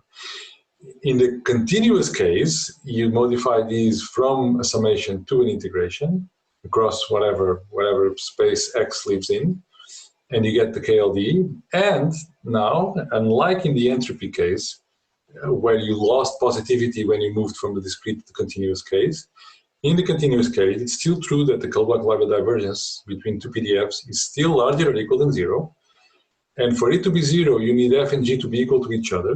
Now, you don't need it to be for all x's. It needs to be almost everywhere, which is a technicality resulting from the fact that you have integration. So they can be different in a set of 0 measurable points, but you can ignore that technicality and you can think of these as the Kullback-Leibler divergence between two densities is 0 if and only if the densities are the same. Because of this is a very used tool to measure how different two probability density functions or two probability mass functions are from each other. Unfortunately, or not, this is a not symmetric quantity, in the sense that if you swap g and f, you may not get the same result. And another important property is that if one of these functions, if g is 0 at some position where f is not 0, for some value for where f is not 0, then you get an infinite Kullback-Leibler divergence, which is okay. It's still larger or equal than 0 quantity, but it's a divergent quantity. So you need to be careful if you're dealing with these in practice. So the last property, the last quantity from information theory that I want to tell you about is this thing called mutual information between two random variables. So the mutual information is a Kullback-Leibler divergence between the joint probability function, mass or density for continuous or discrete random variables, and the product of the marginals. Remember that if two random variables are independent, then the joint probability function equals the product of the marginals. And so if x and y are independent, this function and this product of functions are exactly the same, and so d will be 0.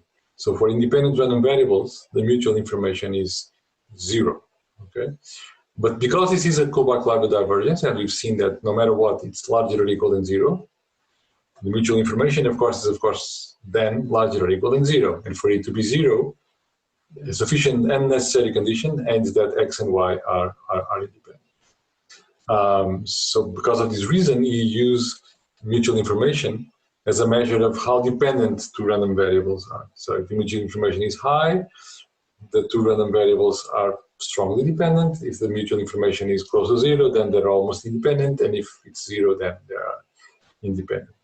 You can interpret intuitively the mutual information as the number of bits of information that one of the variables has about the other.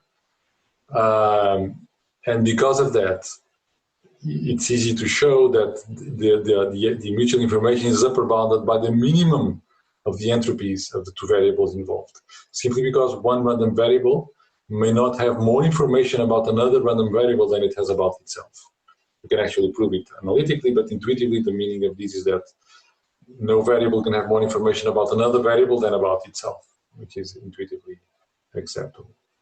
And finally, if one of the variables is a deterministic function of the other variable, then the mutual information is the entropy of the variable that's a function of the other. Okay, so if this was the other way around, then the mutual information would be the entropy of x. And the entropy of one variable that's a function of another variable is always less or equal than the entropy of the first variable of x. It's easy to show because if this function is injective, then these are the same. But if this function is not injective, when going from x to y, you lose information, and then the entropy becomes possibly smaller. Okay, so this is the end of this part on probabilities. I know I was going extremely fast. The goal was not for you to listen this in real time, but just to call your attention to all these topics which are very important for machine learning. And I have a couple of recommended readings. So there's a very nice review of probability theory written by Adrian Malecki and one of his teaching assistants. This is a Stanford University course on machine learning. So this is the refresher they have on probability theory. I like also very much the second chapter of Kevin Murphy's book, Machine Learning, a Probability Perspective, which is a very nice introduction to probability theory and statistics. And of course, my all-time favorite as a crash course in all the statistics that you need to know to work in machine learning. Of course, I'm exaggerating a little bit. Is All of Statistics is an amazingly well-done book. It's called All of Statistics, a concise course in statistical inference by Larry Wasserman, published in 2004, which I highly recommend it. I highly recommend it. So I will stop now, and you can come back later. There'll be a third part, which is about other math tools which have outside of probability theory. So maybe I'll see you later.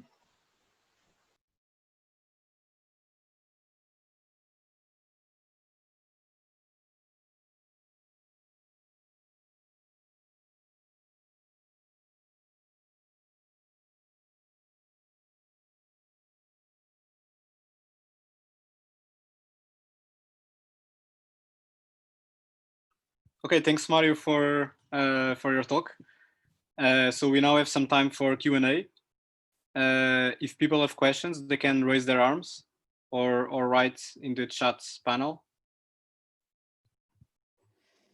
Yeah, there were already some questions during the presentations, which I answered by typing. So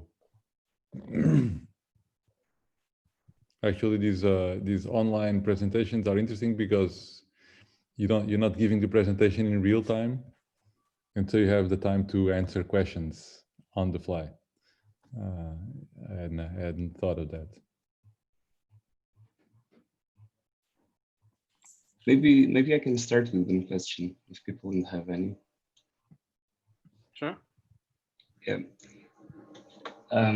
So I was wondering if you have any comments about the relation between the theoretical side and practical side of machine learning, because I guess some people here will be, among the students, will be more interested in practical aspects, and I'm wondering if there's any warning for people who use machine learning as a black box, or specific things we should be careful about, or just general comments on the importance of theory.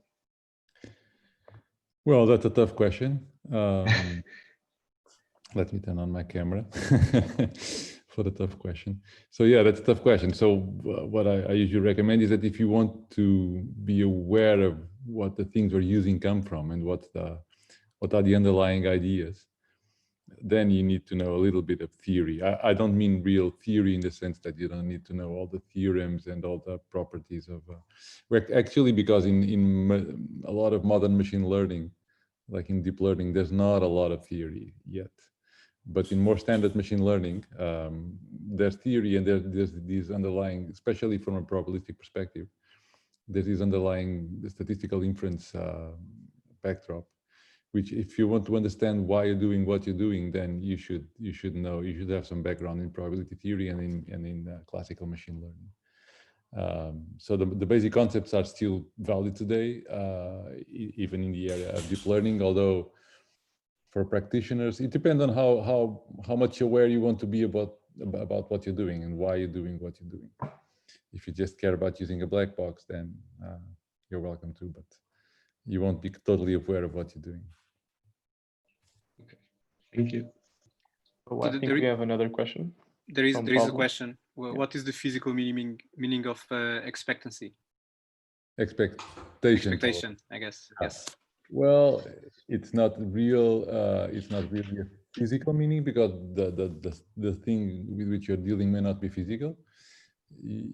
Say it can be completely symbolic, but if you think of expectation, it's just you can think of it from the law of large numbers perspective, and you think you can see it as the value. Suppose you're tossing you're playing some game that has some expected value of winning. That's the value that you expect to win if you play it infinitely often. So it's kind of a population characteristic, which in practice you never have, but it's the value that you have if you could do it infinitely often, if you could actually have the whole infinite population. That's essentially it.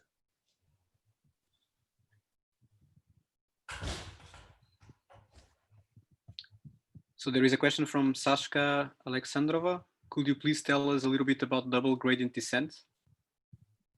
No, I'm sorry.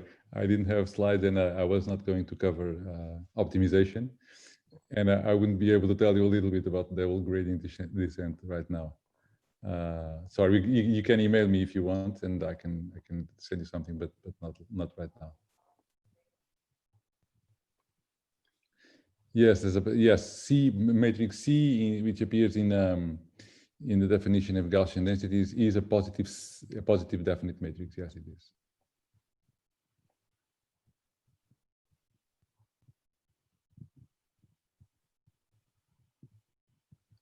Another question from Raquel Vaz.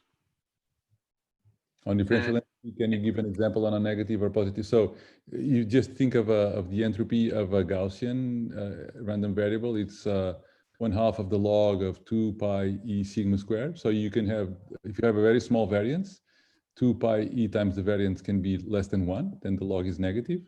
But if the variance is large, 2 pi e times the variance is larger than 1, and the variance is positive. Or the uniform, which is the example I gave. For the uniform, the entropy is log of the support, size of the support. If the size of the support is larger than 1, the entropy is positive. If the size of the support is smaller than 1, the entropy is negative. Mario, I'm going to ask you just to read the questions, because people that see these lectures streamed or recorded won't be able to look at the Q&A panel. So I read, yeah. So there is one more by Shakil. No, it's the same. It's the same. What is it for the reason for it to be positive definite? In slide 28. Let me see what slide 28 was.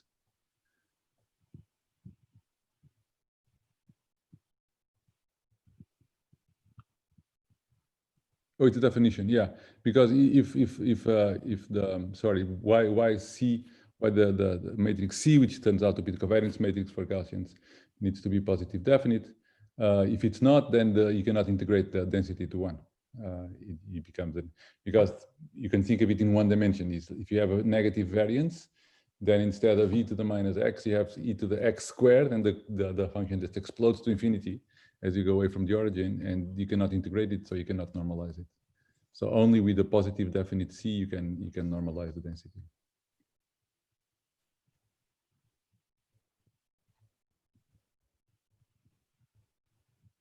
Yeah, I think there are no more questions, and we get. I think there are no more questions. So maybe we can make a break now and come back at 11. So in 10 minutes for the next lecture by Luís Pedro Coelho, which is an introduction to Python. So you can stay in Zoom if you want.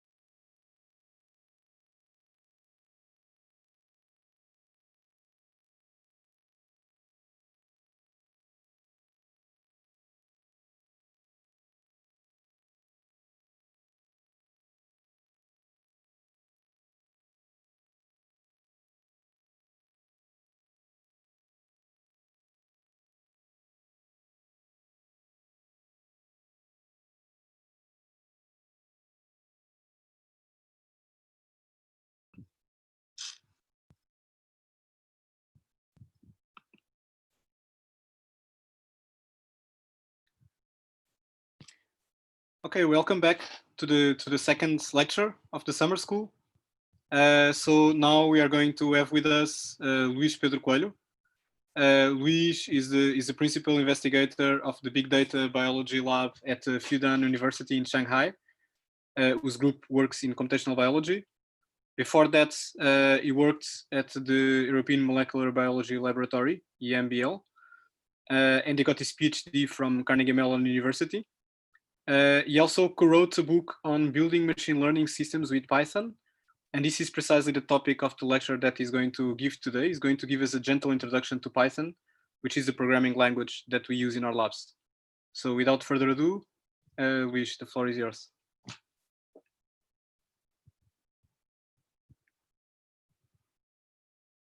So we are going to go with the same scheme of having a recorded lecture and then intercalate it with Q&A.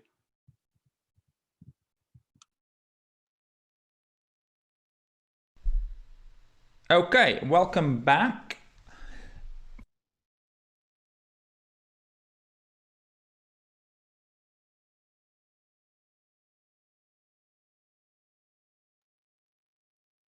For those who are back, and as I said, this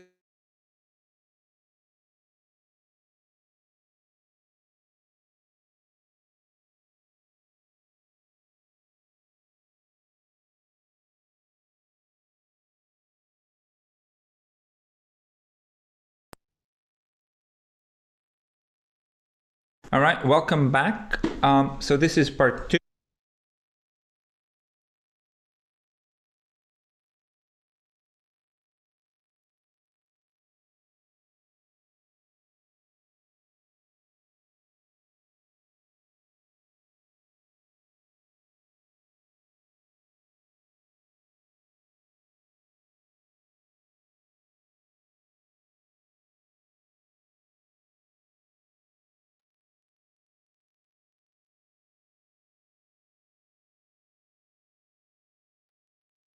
Hi everyone.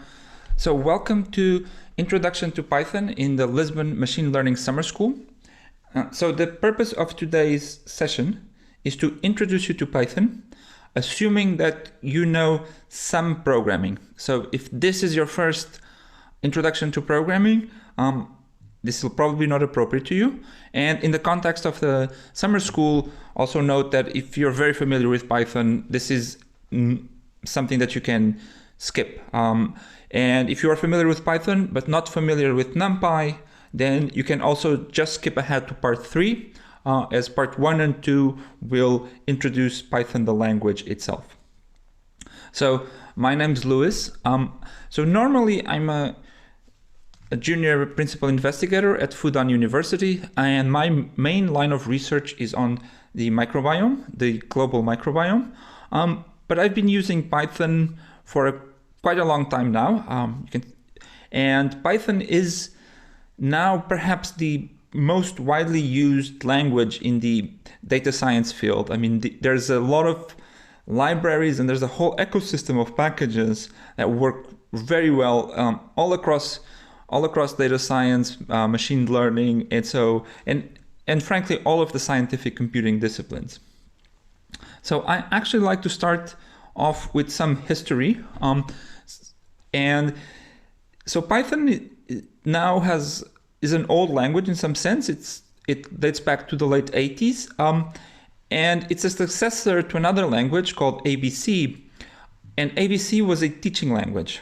What this means is that it was designed to be very easy to teach. And the structure at the time was such that, students come in to their first year of undergraduate, their first semester in computer science or some engineering discipline, and they learn ABC. And then later in their second semester, they learn a quote-unquote real programming language. And so hopefully they would have learned some basic concepts with ABC, but it was too limited of a language to be able to do real work. And so the students were then forced to learn a second language. And the research program behind Python was, can we have a language that's still very easy to teach, but is now general purpose and good enough that it can be used, not just throughout a student studies, but even afterwards, in industry, in any type of application. And so in that sense, we can say that Python has been incredibly successful. I hope you'll see that it's still very easy to teach. Sorry. But it has really been successful in terms of being widely used. There's different ways you measure this, and you have these rankings of which languages are most widely used on GitHub, or more people ask about on Stack Overflow or talk about on Twitter, blah, blah, blah. And obviously each of these rankings will be slightly different, but Python is always up there in the top 10. Originally, it had incredible success in the web development area, and now more recently, as I said, in the scientific programming field, and specifically in sort of data science, machine learning. Okay, so this is so a little bit what was the design intent of Python. So it's supposed to be both easy, but also a general purpose. So what does Python look like? So let's start with the classic. Print hello world. So print, so it's here, you can see it's a keyword because it's in green, and it's a special function. So functions we call with parentheses, so name of the function, parentheses, and then hello world. And what does this do? This prints hello world. So, and here I'll take the opportunity to say, so all of these slides, they're part of something called the Jupyter Notebook. And so if you're watching this on YouTube, you can find the link to the Jupyter Notebook below. It's a GitHub link, and you can download it and run it locally if you install all of the dependencies.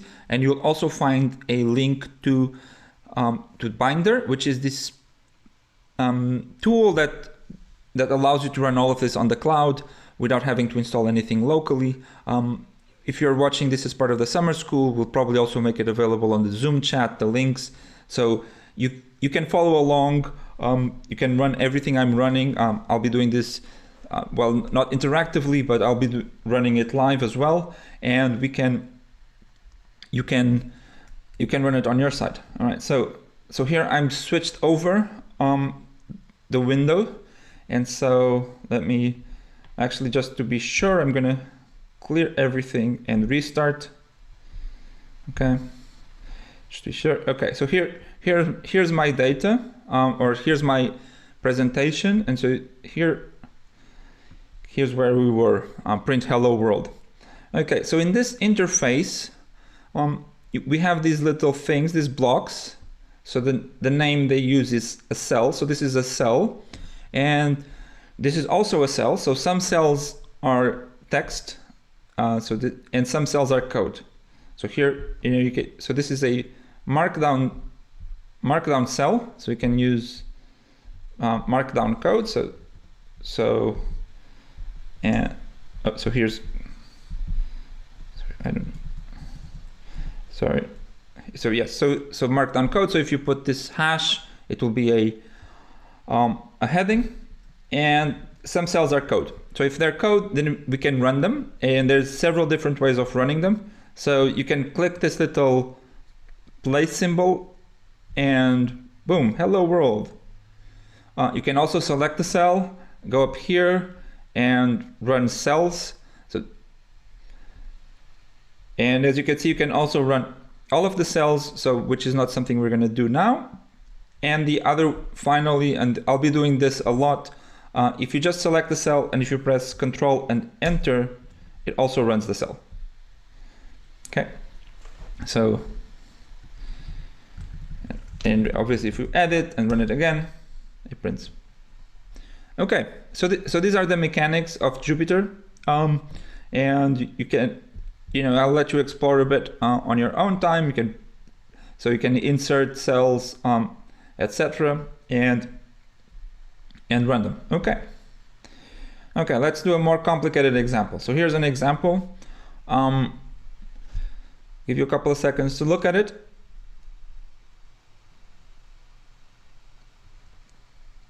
Okay, so we'll go over these things in a bit more detail in a couple of minutes, but what I want you to get away from this example that you've never seen is this idea that Python is executable pseudocode. So people is often attributed to Bruce Eckel. I'm actually not 100% sure that he was indeed the first person to say it, but this concept that, if even someone who is not familiar with the language per se can look at a piece of code and guess correctly what this is doing, and you can see that this is computing the average of this list of numbers. So here we have two variables, total, that accumulates the total, n that counts the numbers, and then we print the total divided by n. So we print the arithmetic mean. Okay, so let's actually now dive into the details. So first of all, this is a bit of a word of warning if you're using the notebook. So this is a little bit like when you're running on the command line or on the the REPL shell. So that if you set a variable here, you've set the name a to refer to 1, and then we can use it in a subsequent cell, and it refers to a. Perhaps not too surprising. And so here a. Also note that we can print things explicitly, but we can also just refer to them, and the last line of a cell will get printed. And a little bit more confusing. So here we can set a to 2, and we can go back up and now print a, and a is 2. So here you can see that the order in which the cells are displayed, it's not the order in which they were executed, and so maybe these numbers can help a little bit with debugging, but sometimes it does get really confusing, and then you can restart everything. So turn it off and restart. So restart and clear output. So let's do that. And now you can see, all right, so these numbers are gone, and if I print a, it will tell me that there's no a. All right, so here. Okay, so these were the mechanics of the notebook. So let's now switch to talking about the types that we have available in Python. So Python is a dynamically typed language, and the types are generally implicit. And we have the basic types that are built into the language. So we have numbers, we have strings, we have lists and tuples, and we have dictionaries and sets. And so let's go one by one over these. So I'm actually going to switch back. All right, okay. So numbers. So the first type of numbers we have are integer numbers. So these are whole numbers, and syntax shouldn't be too surprising. A equals 1. So as you've probably already guessed, like many languages, especially in the C family, Python uses equals to mean assignment. So this means the name A is assigned to the object 1. The name B is assigned to the object 2. The name C is assigned to the object 3. And these are integers, and then the rules of arithmetic apply. So this is B times C, and then the result plus A, right? So we also have floating point numbers. So floating point numbers are written like this: 1.2, so 2.4 and 3.6, and these work as you'd expect. So I'll note that, so in the basic Python, integers are infinite precision. I mean, infinite up until the limits of memory on your computer, and the floating point numbers they have limited precision, so you can get these rounding artifacts. So so the computers don't exactly represent real numbers; they represent a rounded abbreviation, and so you can quickly get results that are approximately true, but where you have these rounding errors. Okay, so if if you mix and match integers and floats, everything works, because implicitly the integers get converted to floats, and then computation proceeds. So let's just, all right, this was probably not too complicated, but let's just see it. Okay, oh yeah, 7. Okay, here's, well, I'm going to believe that that math is correct. And here, so a is an integer, but the result is 13.0. So in this case, 13.0 is the floating point number 13.0, which is a different object from the integer 13. So we have all of the basic arithmetic operations, a plus b, a minus b, a times b, and then exponentiation. So a to the power of b is spelled a times b.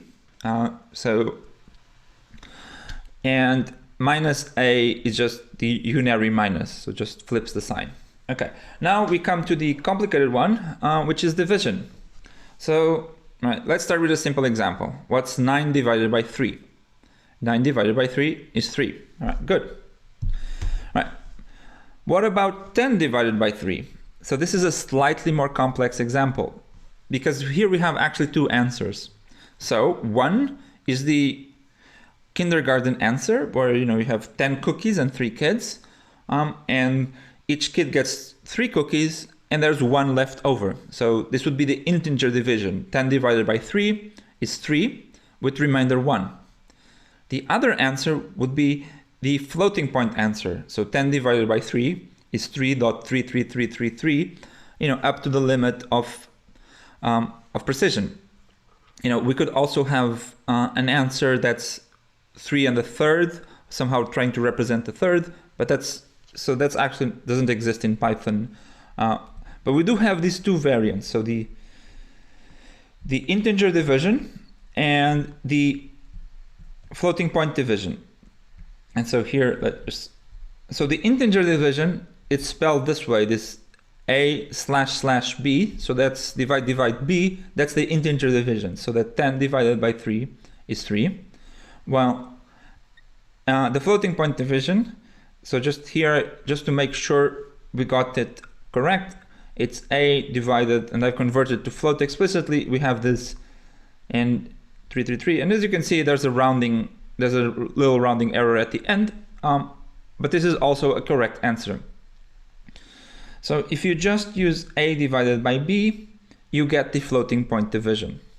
So here maybe I'll make a small remark. So the Python version that we now use is Python 3, and in fact, starting into 2020, Python 2 is not supported anymore. It's not being developed anymore, but you still might run into some Python 2 stuff, and this was actually one of the little things that changed in between the versions, so that this used to mean integer division and now means floating point division. Frankly, it's just for teaching, it's actually kind of nice that we don't need to keep remarking upon the differences between the two versions, because nowadays, we can say this is floating point division, period. Okay, so that was numbers. So let's skip ahead and talk about strings. So strings, so start with syntax. So first equals single quote John single quote. So name first is assigned to single quote something something something single quote. So that's a string. We can use single quotes or double quotes. They're equivalent. The only difference is you can use single quotes, for example, as an apostrophe in the word don't within double quotes, and other than that, really the language treats them as equivalent. We have the plus operator to do concatenation, and so this is the string first, then space, then last. So these are short strings, so they have to fit in a single line only, and you have this / character to denote to escape and to be able to input special characters. So for example, to have a new line, use /n for new line, there's /t for tab, And there's a few others, although /n and /t cover probably 99% of the use cases. So let's talk a little bit about string formatting. So string formatting in Python, there's now several ways of doing it. So the language has, as the language has grown, it's accumulated multiple ways of doing it. So this is the new style of formatting.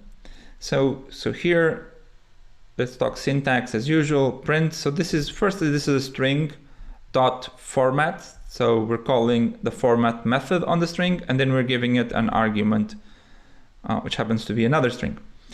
And so here's what's special is that within this string, we have these placeholders that are denoted by the curly braces. So in this case, have one placeholder, that's placeholder 0, and here we have two placeholders, 0 and 1. Actually, let me show you how this works. This is, I'm going to skip to this one. And so when we format, what the format method does, it takes its argument and it inserts it where the placeholders are, so in order. So the first placeholder is placeholder 0, the second placeholder is placeholder 1, right? You can actually leave the numbers out in case that your placeholders are just sequential. So if you just have curly brace open, curly brace close, you'd have the first one will be placeholder 0, placeholder 1, as many as you wish, and that's it. All right, so this is the new style of formatting. There's actually something that's even newer that's called f-strings. And so as usual, let's start with syntax. So we have f, literally the letter f, and then a string, and so here's single quotes, and then we still use the curly braces, but now the curly braces can refer to something in the environment, to a variable in the environment. So here's an example. So username and refers to username. So here gets environment, and we can even have more complex expressions. So here curly brace A refers to A plus curly brace B refers to B equals curly brace A plus B. So it even evaluates that expression. So this is the new kid on the block of formatting. And there's also the old style of formatting. As I said, this has accumulated throughout the years. So I'm just going to show this one because you might run into it, and so you're not surprised if you see it. But really, there's good reasons why you shouldn't be using it. And so this old style of formatting uses this percentage sign, and so it uses it to generate placeholders. So here percentage sign s is a placeholder, and then it uses the percentage sign operator in the same way that we have the format now, so to replace into the placeholder. And so you might recognize this percentage sign s from languages such as C, where you have printf, the whole printf family that uses similar syntax, except that now here it's a little bit simpler. And there's good reasons why you shouldn't use this, so never use it. But if you see it, you can just know that this is kind of the old style of formatting. All right, so I mentioned that we were looking at short strings. So maybe you guessed that there was something that's long strings, and indeed there is. And so long strings are spelled like this. So triple quote, either triple single quote or triple double quote. And then you can have a piece of text that spans multiple lines up until the closing. So if you have initially three single quotes, you close with three single quotes, and if you have three double quotes, you close with three double quotes. Okay, and this prints the whole thing. It's actually from an old Kurt Weill song. All right, lists. Let's look at lists. So So syntax, let's start with syntax.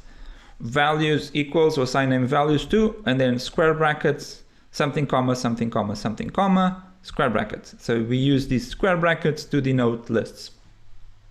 To access the elements of the list, we also use square bracket index, and then the first element is element with index 0, and the second element is index 1. So you might have already guessed from the previous, from looking at the placeholder syntax, that Python is a zero-based indexing, so 0 is the first element, and so also here these are comments. So you can see, so the hash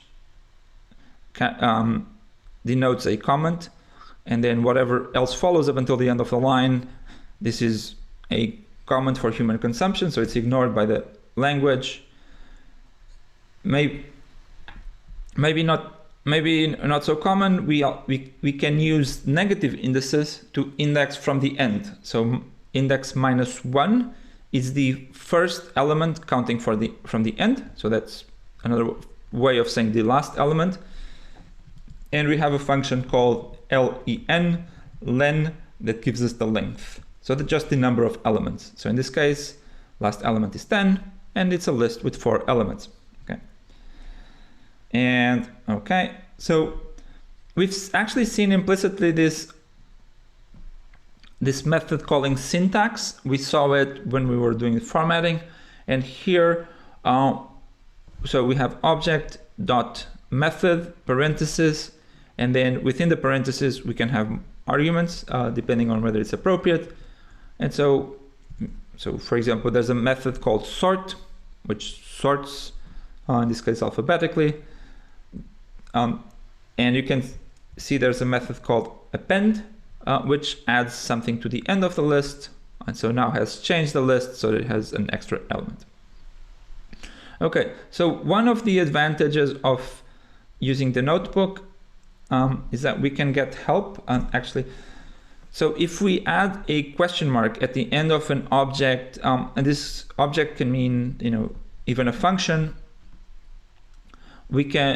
and then we execute it, we get a little help pop-up. So in this case, it's actually quite short, but it tells us, so what it does a stable sort in place. So here in place actually highlighted, it changes the list. So all right. And so also maybe if you haven't seen, so we can append, sorry. And you can see that maybe, so if I type S, another thing, and I type tab, in this case it does auto completion, and then sort, get this. All right, so this was a little bit of an aside. I'm actually going to comment this again. So in Python, lists can contain mixed types. So far fruits was a list of strings, but we can add a number, and we can even have more complicated objects with lists inside of lists, and this will all work. So in Python, a list is a list of objects, whatever those objects may be. So there's nothing.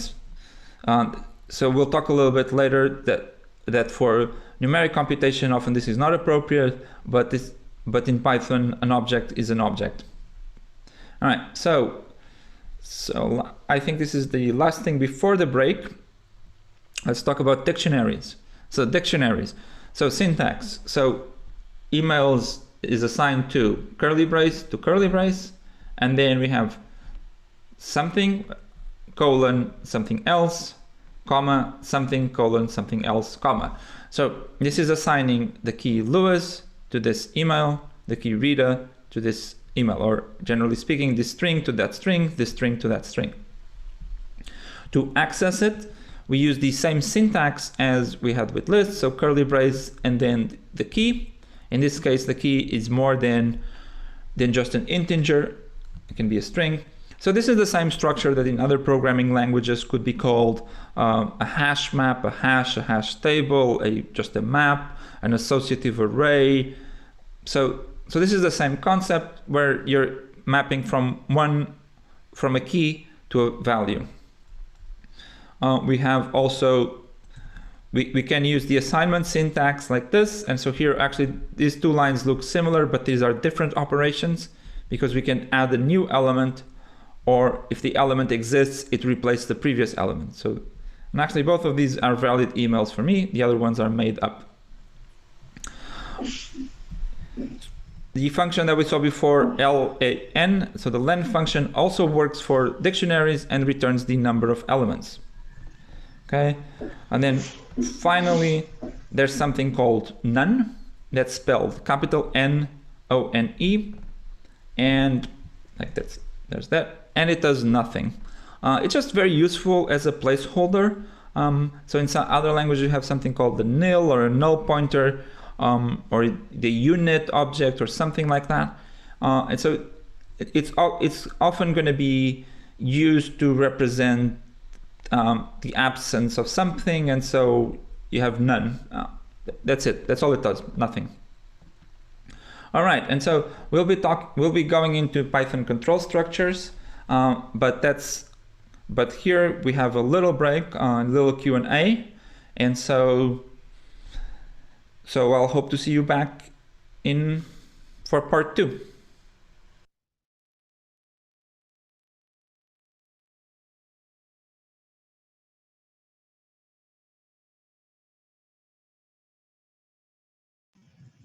Hi, everyone. So I've already answered some of the questions on the Q&A. There was one question about the string formatting, and the answer, I did post a link on the chat as well. So the answer is yes. So there's a whole sub-language of formatting where you can say, you know, I want to print a number with 3 digits of precision, and it can even be more complicated. So I only showed the very basic print a number, but yes, you can do more. So let's see the Q&A. Okay.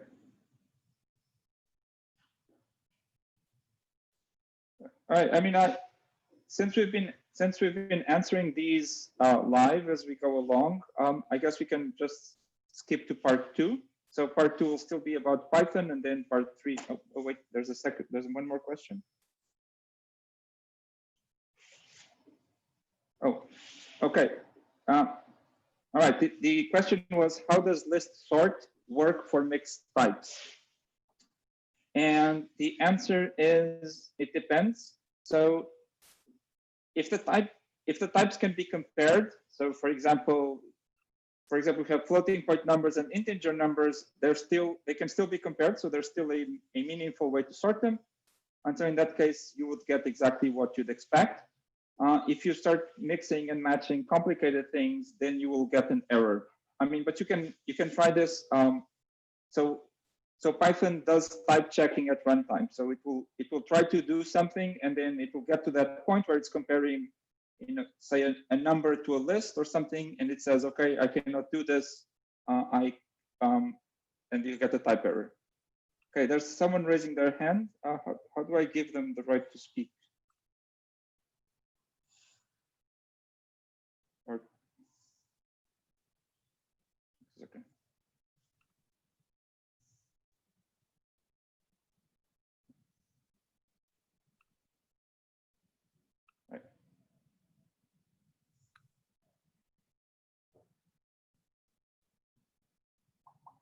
I don't see any. Okay, did you solve that? Okay. I mean, maybe we can move ahead to the next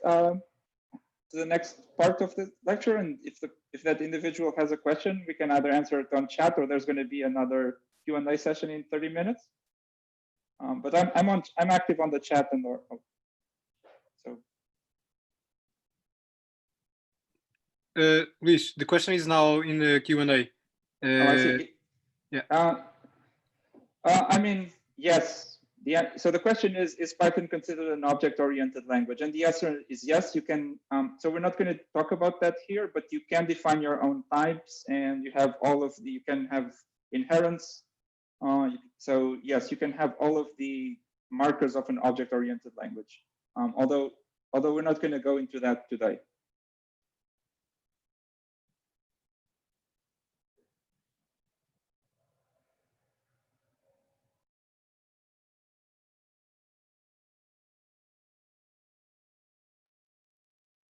All right, welcome back. So this is part 2. So far we've seen the basic mechanisms of working with the Jupyter Notebook. We've seen the basics of Python types, but we haven't really learned how to do anything except assign variables and print them out. So this is what we talk about now. We talk about Python control structures. So probably the most basic control structure is the if statement. And let's just look at an example. Again, this looks pretty much like executable pseudocode and syntax if. You can see it's a keyword because it's green and bold. If, then something, something, something. So here's a condition, colon, and then a block, else, colon, and then a block. So what do I mean by a block? So Python is a little bit unique, maybe not amongst all programming languages, but at least amongst the most widely used ones, that it uses indentation to delimit blocks. So this is also sometimes called the offside rule. So if you have a statement like an if statement, colon, and then here, we have 4 spaces something, 4 spaces a statement 2, 3. So all of these statements that will be indented, these constitute the block. And actually, from the point of view of the language, you can use as many spaces as you wish. You can even use tabs, but please don't do any of those things. Please just use 4 spaces, because that's not a feature of the language per se, but a convention in the community. And in fact, if you look at the Jupyter Notebook or any other type of IDE tool, they will give you 4 spaces if you press the tab key. So here I'm pressing the tab key, and as you can see, every time I get exactly 4 spaces. And if I delete 4 spaces. So for all practical purposes, blocks are defined by 4 spaces. All right, so this does what you'd expect it to do. The flow of control goes from top to bottom, gets here into the if, evaluates the condition. If the condition is true, it executes this block. Otherwise, executes the else block. All right. All right. So conditions. So we've seen that Python uses the equals operator to mean assignment. So a equals something assigns the name a to that thing. And so to do a equality condition, we use the equals. So again, a lot of the languages in the C family use this convention. Not equals is spelled !equals. Then we have the greater than, less than, greater equals operators. Those work exactly as you'd expect for numeric values. I think with strings they should probably do the alphabetic sorting, and then so we also have these 2 operators so we can check if A is in some list or if A is not in some list. And actually here this can even be a bit more generic. There's a A in some sort of sequence. So and these do what you'd expect them to do, right? If A is an element of the list, then it's true. All right, so else and friends. So we've seen that we have if statement, we can have an if and an else statement, and we can have an else if statement, which in Python is spelled elif, E-L-I-F. And so in this case, let's just execute this.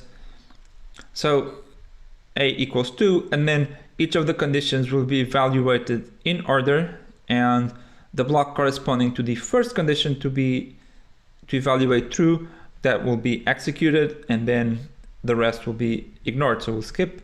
The else clause is optional. So if in this case doesn't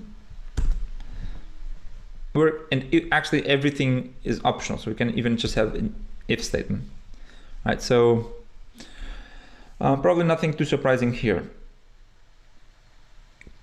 Okay, looping. So again, let's start with syntax. So looping, so we have the for statement, and we have for, and then something, a name that we define, in, the keyword in, and then a sequence. So the simplest type of sequence that we've seen is a list. And so here, let's say we have a list of 3 students. So a list of 3 strings. And so here, and then we have a block. Again, a block is something defined by 4 spaces. And that block will get executed 1 time for each element of the list, where this name, each time the name will refer to that element. So, boom. And as you can see, this is one of the reasons why Python is so easy to teach, is that the syntax is really very regular. So we have some sort of keyword, some sort of keyword specific thing, a colon, and then a block defined by indentation. And so and this will show up again and again. So if so we'll see in a minute that everything follows this syntax. All right. So with so as I said, we iterate over sequences, and the simplest type of sequence is a list, but we can also iterate over dictionaries. And so in that case, it corresponds to iterating over the keys of the dictionary. So here is the n will be the first key, the second key, and so on, so on.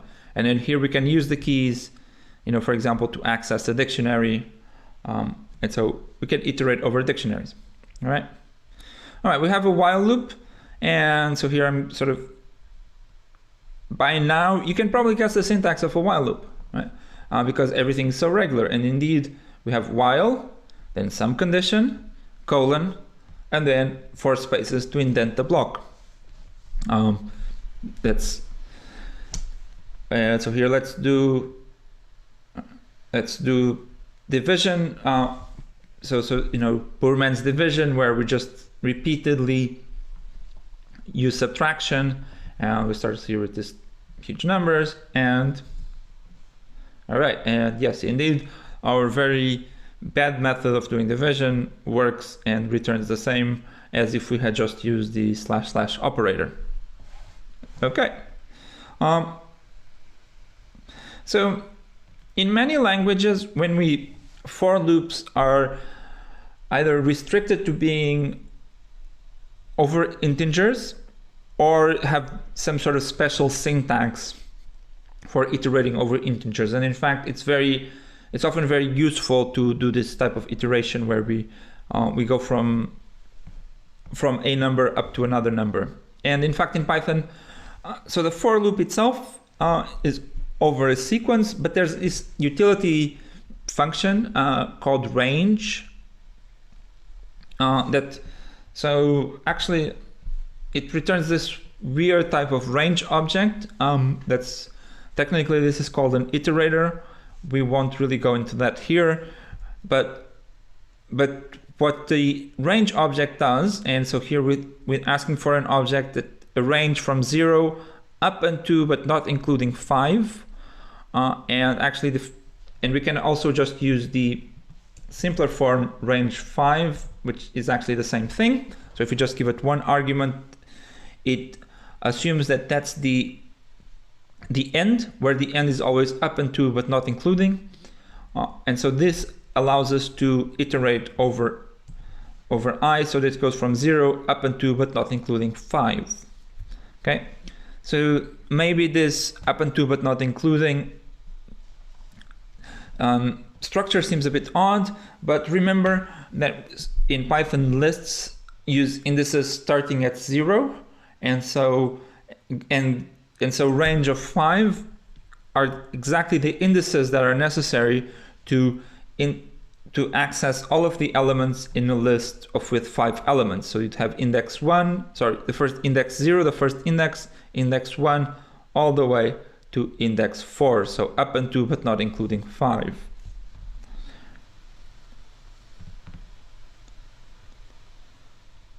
Conditions. So we've seen conditions implicitly. say A less than B. But we can also use them. We can also use them in other contexts, and they return these Boolean values. So just print them out. They return true and false, which in Python are spelled capital T, R-U-E in lowercase, and capital F, and the rest. So they're spelled in only the first letter in uppercase. So when we've seen this as well in others, so for example, the none element is also spelled with the capital first letter. And we can use these booleans as values, so we can assign, they're objects like any other thing in Python. So we can assign them to names, and then we can test them. And in fact, many things can be tested and can be used as conditions. So a list can be used as a condition, and the rule is very simple. If the list is empty, that's false. Anything else is true. So it doesn't matter what the content is, just matters whether the list is empty. The dictionary is the same thing. You can have an empty dictionary, which corresponds to false. Everything else is true.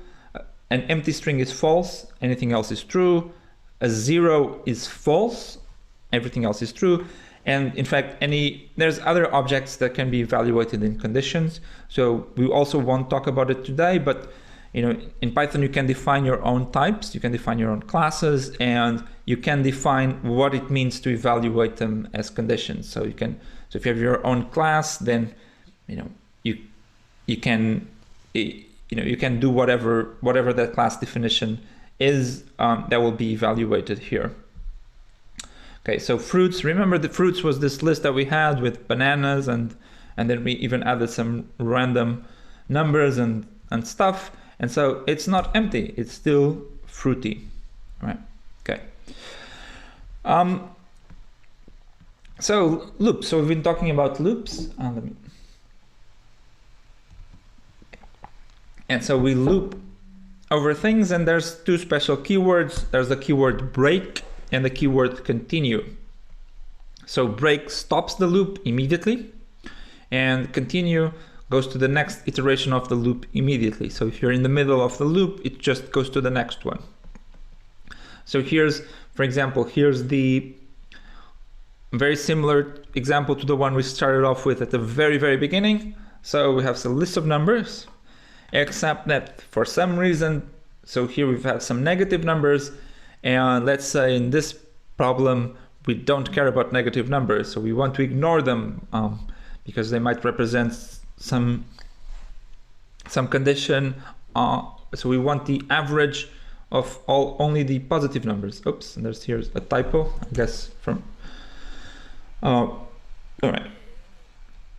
And so we have here, as we had before, total is initialized to 0, n is initialized to 0, and then we loop over the numbers, and if a number is less than 0, then we continue, so it will go to the next one. And here I've also introduced this plus equals operator, and plus equals is just a fancy way of spelling total plus equals v is a fancy way of spelling total equals total plus v. So these are exactly the same. I guess as I was testing the presentation just before taping, I guess I left some edit errors. All right, so these are exactly the same. So you have plus equals. Again, many other languages like the C language in that family have a similar operator. Plus equals, minus equals, slash equals. You even have the slash equals, which invokes the integer division operation. So they all work the same. So you're doing a slightly terser version of doing the operation and then assigning the name. Okay. So far, so good. Let's look at functions. So we've been calling functions. We've been calling the built-in print function from the very beginning when we did print hello world. We've called other built-in functions, but let's now define our own. All right, let's start syntax. As usual, some keywords, the keyword def, def, to define a function. Then double, that's the name of the function that we're defining. and then arguments using parentheses, a colon, and then a block. Okay, again, very regular syntax. Let's ignore this red part for now. All right, let's ignore this.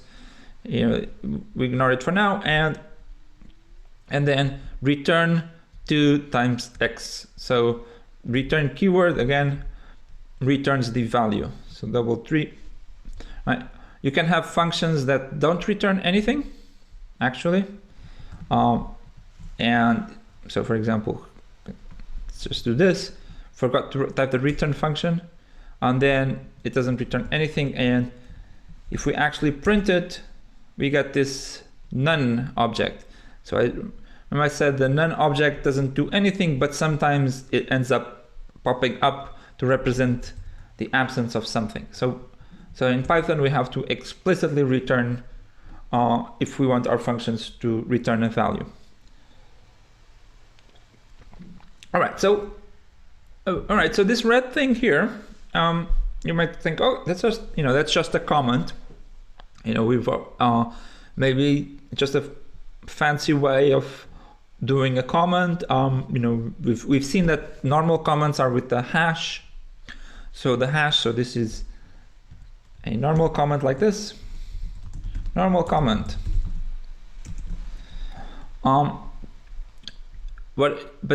And this is a documentation string. So what does it mean?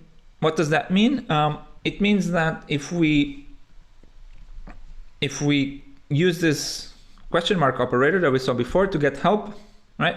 Remember, it pops up this help function, and so here, double takes an argument, and docstring returns the double of its argument. So this was exactly what we wrote here. And if we write returns twice the input, or twice its input, I guess it's better, slightly better. And then, all right, see? So in some ways, yes, it is a type of comment, but it's, number one, is a special thing that the language supports and then integrates very well with, in this case, Jupyter, but a lot of the other IDE type environments also support getting that documentation string quickly. And so often comments are more about what the code is doing or trying to explain to the next person who's reading the code why the code works in a certain way that might be not so obvious. Whereas this documentation is more intended towards the people who will be calling the function. So someone who will be a user of the function who might not be interested in how it works internally, but is interested in knowing, if there's multiple arguments, what do they all do? So it's not really the same thing as a comment. It's documentation, not the comment. All right, so calling a function. All right, so we've kind of seen this. So you call a function, name of the function, parentheses, the argument. So here, just to see, so here we've used first an integer argument, 4, and then a floating point argument, and both work. We can have more complicated expressions. This all works as you'd expect. So in Python, functions are not typed, so you do not specify the types. It's just that if you gave it something where it wouldn't work, then you'd get an error at runtime. So if we call it here with the emails argument, emails argument, yes. So you hear, it's trying to multiply emails by 2, emails is the dictionary, and so you get the type error. So Python does have type checking, but the types are checked at when things are used. Right. Okay, so functions with default arguments. All right, so let's look at syntax first. So def, we've seen this, the function greet, parentheses, first argument, comma, second argument, and then equals something, close parentheses, colon, then the body of the function. And so in this case, this function has two arguments. The first argument is the argument name, and the second argument is the argument greeting, which has a default. So we can call it with one argument, in which case the greeting will get the default value, or we can call it with two arguments overriding the default. You can also just specify the name of the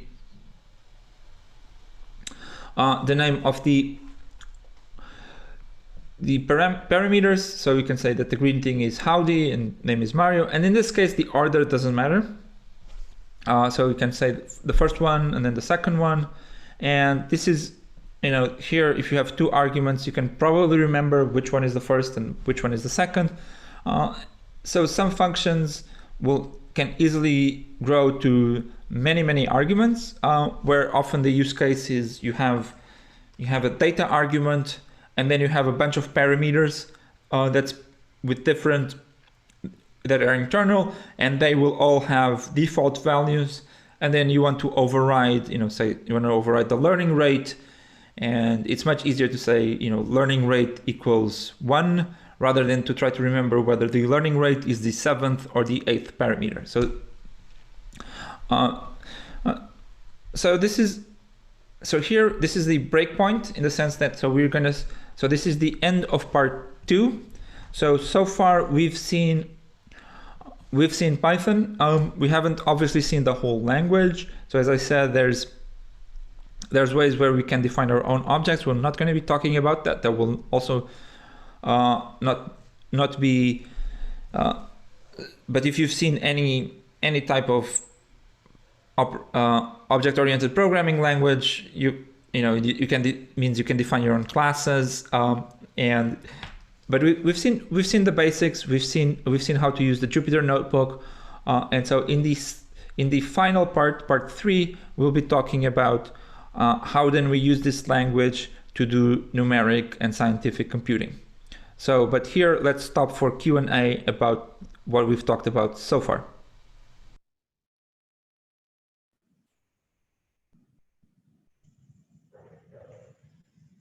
All right. So any questions? So I've seen that I've already answered a couple live on the chat. But if you have a couple of questions now, we can go over them. Otherwise we can also just move ahead to part 3. I guess the advantage of doing this with pre-recorded videos is that indeed, we can go through the questions as they pop up, and so I'm both presenting and answering Q&A at the same time. Oh, there's a question. Can you mention args and QWArgs? Yes, well, I can. So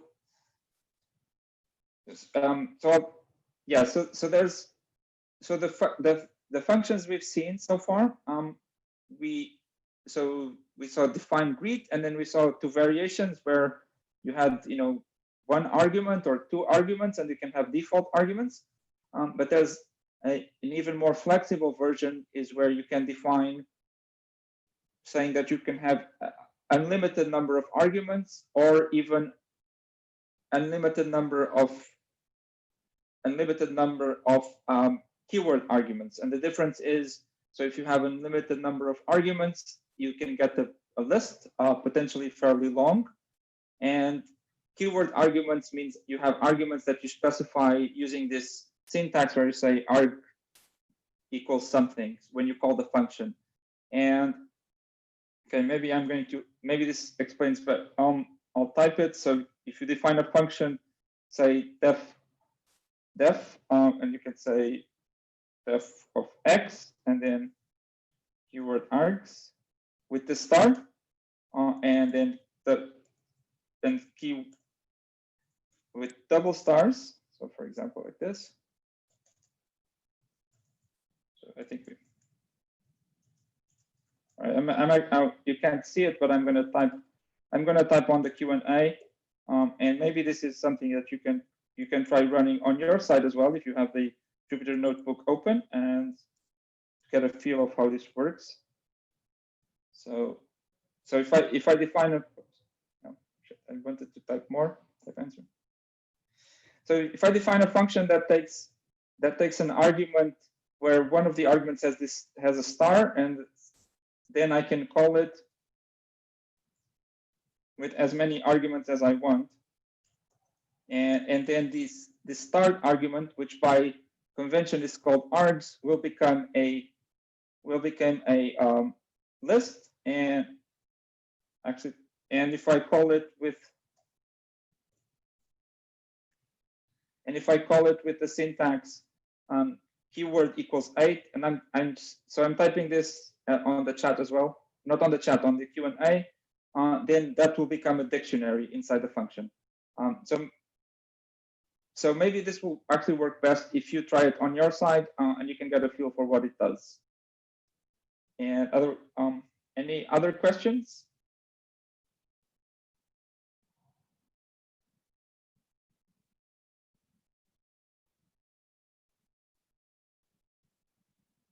If not, I think we can move ahead to part 3, which will be now about NumPy.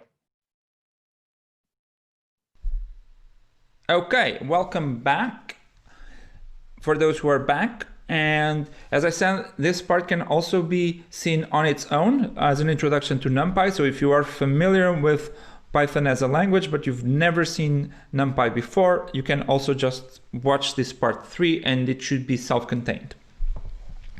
So as I started off at the very beginning, Python is a general purpose programming language. It was actually originally most successful as a language for web development, for developing complicated websites. And unlike say R or MATLAB or nowadays Julia, it's not specifically designed for numerics or for any type of scientific computing. Instead, it's designed. It uses external packages to get that functionality. And so in that context, there's a package called NumPy. I've also heard it pronounced NumPy, but I think it stands for numeric Python. So NumPy, I think, is the more standard pronunciation. And so the NumPy package is the quasi-standard, so not built into the language, but almost everyone uses it, package for doing an array of numbers. So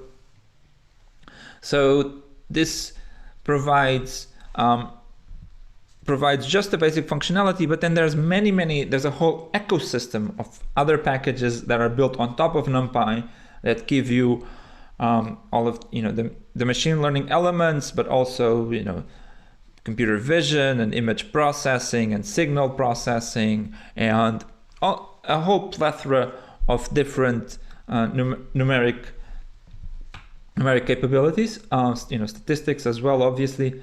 And so NumPy is not officially standard, but in practice it is the basis of all numeric and scientific computation in Python. All right, so but as I said, it's not built in. So the first thing we need to do is we need to import this library. So here, let's switch to the code. So syntax import NumPy as NP. And so in this as NP bit is actually not optional, but it's very, very standard to use this NP abbreviation. And so we import NumPy, and import, it's like include or require, or the other languages use this similar language where you are taking a package that's not part of the language and making it available in this current script, and then we can refer to it as NP, and the basic thing that it gives us is this NP array. So you'll see, actually, maybe here let's even start with the, sorry, just print A. Okay, so right, so let me so A is just this array of numbers. So it's a two-dimensional array, so with rows and columns. and then we can access individual elements using this bracket syntax, like if it was a list, but here we can use multiple indices. So this would be the first row, first element, first row, second element, second row, first element. So this would be, let's see, yeah, so this would be 0, 1, and 2, and this is the basic element. All right, so a fair question at this point is, we've seen lists before, so lists are part of Python, so we can have lists of numbers. So why do we need NumPy? And so there's three reasons, and we'll go over them one by one. So the first reason is that NumPy arrays are designed for doing things with numbers in general. So we have a lot of convenience methods that do numerics. The second reason is efficiency, and this will be an important one. And the third one is expressiveness. But let's go through these one by one. So I'll have this example of A is an array with the numbers 1, 2, 3, and B is a list with the numbers 1, 2, 3.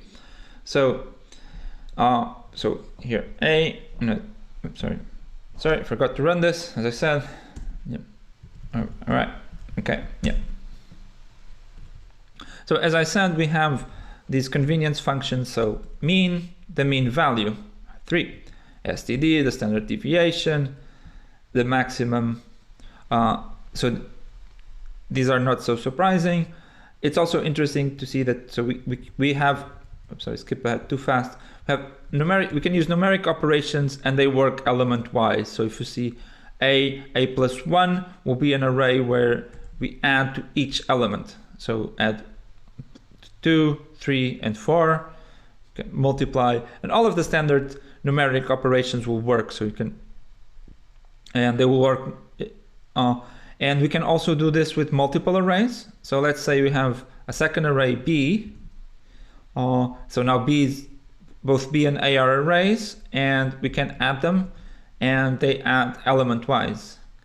A plus B is, so 1 plus 1, 2 plus 1, 3 plus 2. And A times B is 1 times 1, 2 times 1, and 2 times 3. So this is why I've been calling them arrays and not vectors, because everything works element-wise, and not, so these are not matrix and vectors, or these are not, tensors. These are just multi-dimensional arrays of numbers. We can get these operations. So if we do want to do a matrix vector operations, we can, except we do it not with the multiplication operation, but with this dot function.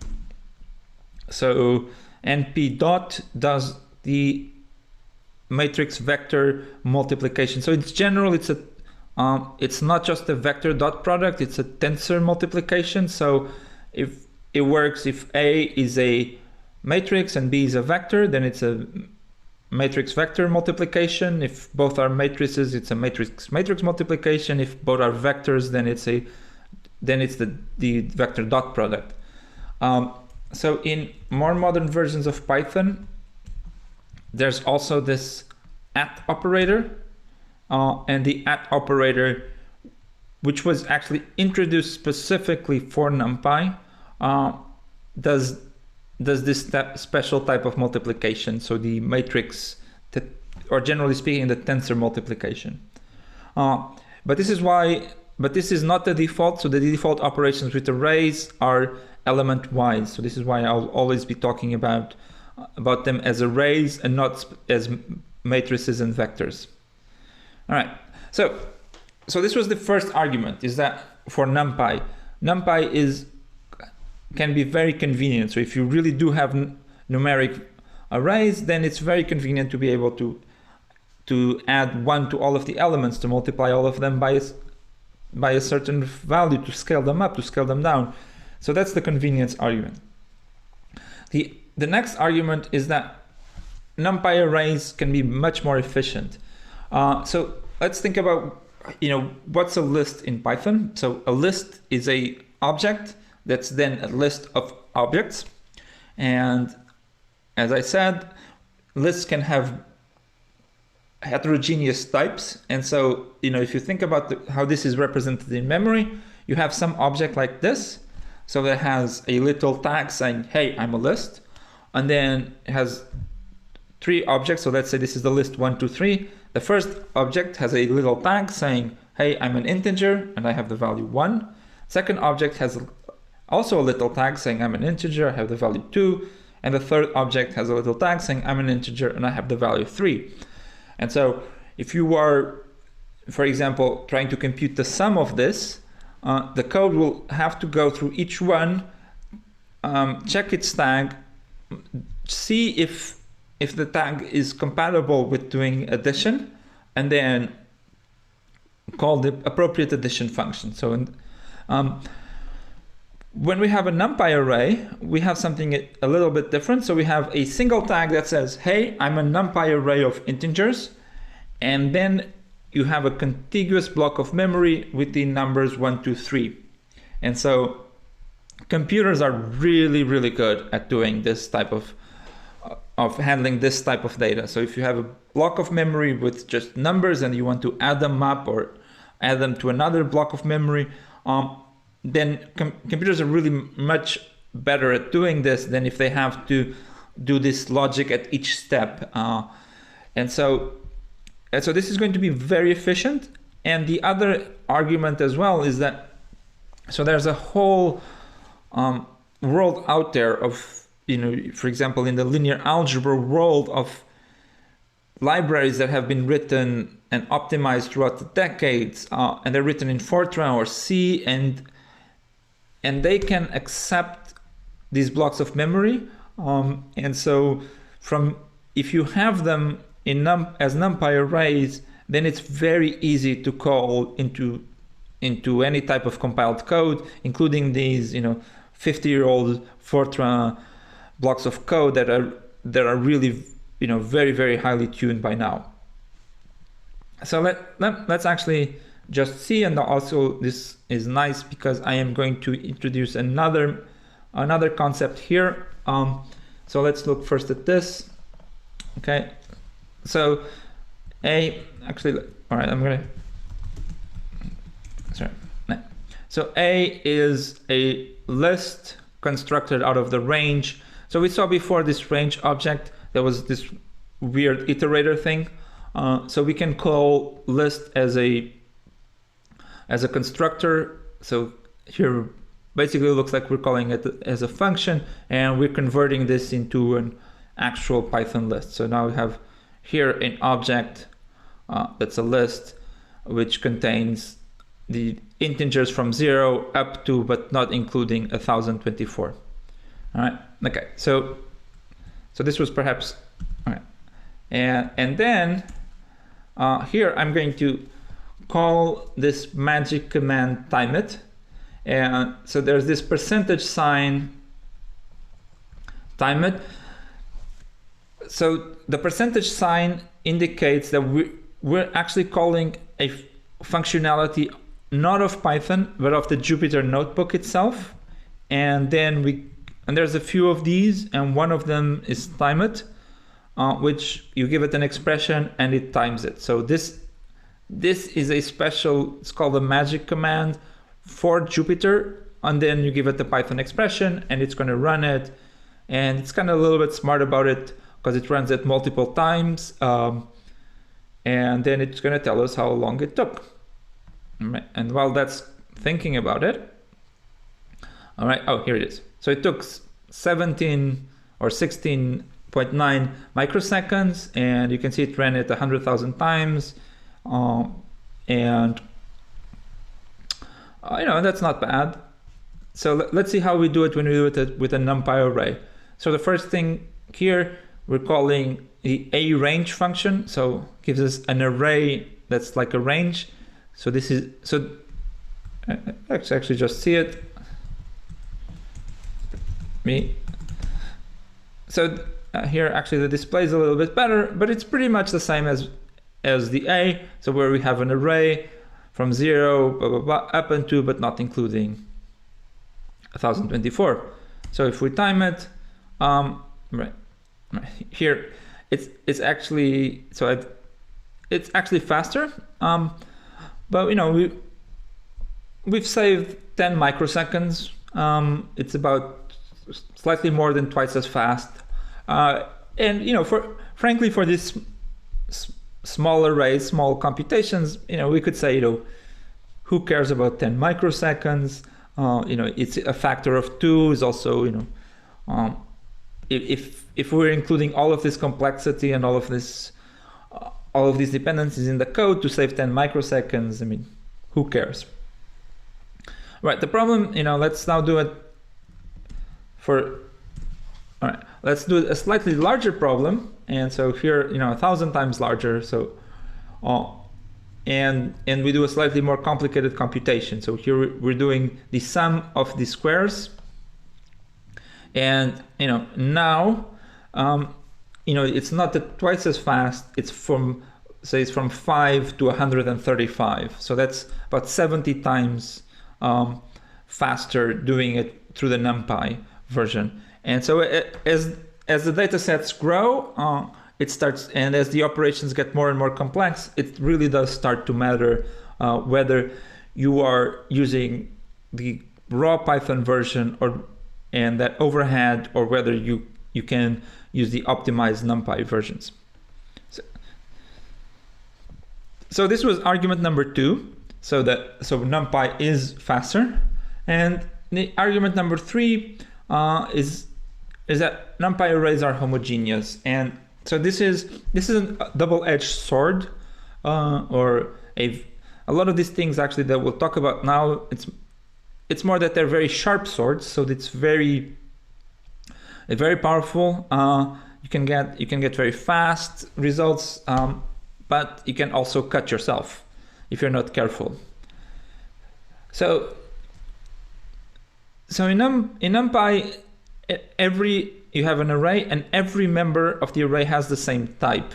And this is defined when you create the array. So we've been doing things like this: A equals NP array of square brackets, blah, blah, blah. And here we did not specify the type. This was implicit, and NumPy just kind of tries to figure it out.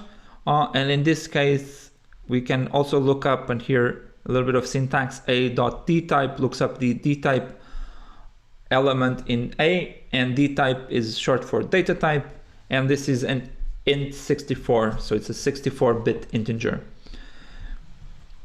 If we give it floating point numbers, it will give us floating point, or we can also be explicit. And so we can, when we construct it, we can also call the dtype, give it a dtype argument, and explicitly say, I want this to be a 64-bit float.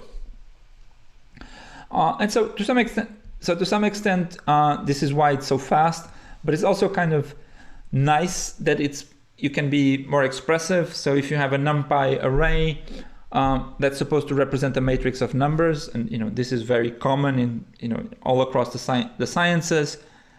It's nice that this really is an array of numbers and not a generic list that can have strings and numbers, and then mix in other lists and have pointers to itself, and so it's nice to be able to say, no, this really is just an array of numbers, and all of the code can assume that it has it just has numbers. Okay, so I showed you this int64, but there's other data types. So here, int8, int16, int32, and int64. So these are 8, 16, 32, and 64-bit integers. There's the uint, so that stands for unsigned. So that would mean that that only non-negative integers, and the floating point variance. There's also a Boolean, and we'll see that actually come up in a second. So now, unlike with the the standard Python integers, we can have over and under flow. So, you know, here, for example, we have an 1, 2, 3 as an unsigned 8-bit integer. If we subtract the 10 from each, this would come to -9, and -9 reinterpreted as an 8-bit integer is the value 247. And so this is a bit the trade-off where, you know, in return for being much faster at operating, we have to take into account that we have limits in what kind of range we can represent. Okay, so the other things, let's talk about some other things that are very useful. So we can often use this reduce operation across axes. So here's a two-dimensional array, and we've seen this max method before, but we can give it an argument and say we want max, and actually let me can even be explicit. Say x is 0. So this means that we want to compress the axis 0. So we do it across the rows. So yes, so that here the first row the maximum element is 2, the second row the maximum element is 4, the third row the maximum element is 3. This may seem a bit artificial, but there's, so for example, a common way to represent data is that you have your rows could be your instances of objects, and each column is a feature of each object. And then, for example, you might want to ask what's the maximum value of each feature, and this would be this exact operation. Or if your data is arranged the other way around, then you can say that using axis 1. So, and remember, if you don't give it any arguments, then it's just the maximum value overall. So this applies to max. We saw min. So all of these operations, they also take this axis argument. So if we say min axis 0, so this would be, sorry. All right. Okay. Slicing. All right. So this is, again, let's look at our array, two-dimensional array. Let's look at the shape. So the shape is, again, is a tuple. A tuple is kind of like a list, but we write it with parentheses instead of the square brackets. And a tuple is exactly like a list, except that you cannot change its values. So it's kind of like an immutable list. And so here, this is a two-dimensional array. So we have 4 times 3. Okay, and we've seen how we can access individual elements with the square brackets, and then we give it the first index, the second index. But we can also just get if we just give it 1, so we've gotten a slice, so we've gotten a row, and now we've gotten the shape, instead of being 4, 3, is just 3 elements. And okay, and we can get the second row using the same syntax. And here's a little bit of funny syntax, but so square brackets, colon, comma 2. So this means we want all of the elements where the indices have something and then a 2. So this would mean 0, 2, 1, 2, 2, 2, 3, 2. So if you think about it, now instead of selecting rows, we are selecting columns. So this is the third column, the column with index 2. All right. All right, so here's the important part. Slices share memory. So a slice is a view into another array. All right. So here, let's just remind ourselves what the array looks like. All right, here we built a slice looking at the first row. We use the slice to change the element at position 0. And so this will change the element in A. Okay, so remember this very sharp sword. So it's very nice because sometimes it's very useful. It's obviously very fast because we are not building a copy, but it can easily lead you astray. So for example, this also implies that if we have a function, so for example here, that takes an array, when we pass it an argument, effectively we are passing it by reference. So the argument, so the function is changing the values inside A. So if that's not what you want, you can always make a copy. So there's this this copy method, spelled copy, which makes a full copy of the array. And so here you can see, or you can also do a copy of a slice. So here a square brackets 0, this would be a slice into A, but then we copy the slice, which makes it into an independent array. Or actually let me show you a little bit more complicated. All right, so here 0:10. So this would be the slice that goes from 0 up to, but not including 10. So in terms of indices, so this would be the first 10 elements. And so then we can make a copy, and now we can see that the copies operate independently. If we do not make a copy, then changing one changes the other one, right? So copy can obviously take a little bit of time, especially if the arrays are very large, but then you are safe. All right, so logical arrays.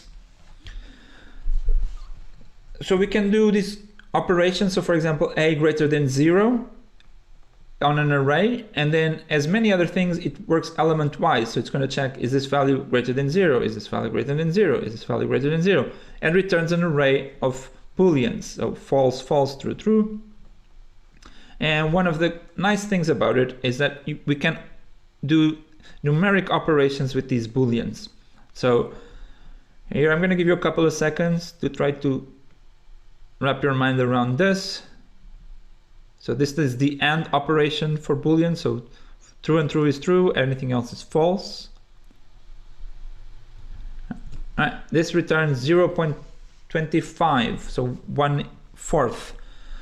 All right, so what does this mean? So when you do numeric operations with booleans, you are basically false is 0, true is 1. And if you think about it logically, this is all of the elements that are between 0 and 3, and the mean, so that's a fraction.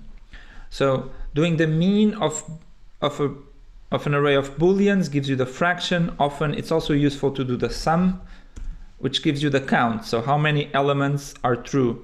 So this is really very useful often. So maybe it takes a bit of getting used to it, to treating booleans as numbers, but treating them as zeros and ones. Once you get used to it, it really is very logical and very intuitive once you do build that intuition. Okay, we can also use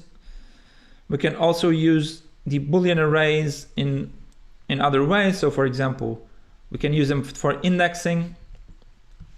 So let's do an operation on all of the positions that fulfill this condition and set it to 0.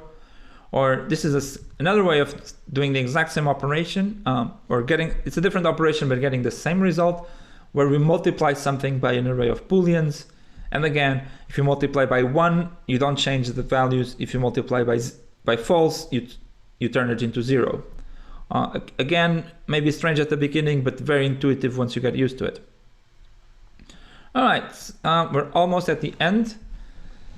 So I'm just going to show some helper functions. So there's a function called zeros, builds an array of zeros with the shape that you give it, 10 by 10. An array of ones, same, except you get ones. Zeros like, and there's also ones like, give you an array of zeros with the same shape and type as its argument. And there's a lot of other ones. I'll show you the NumPy documentation at the very end.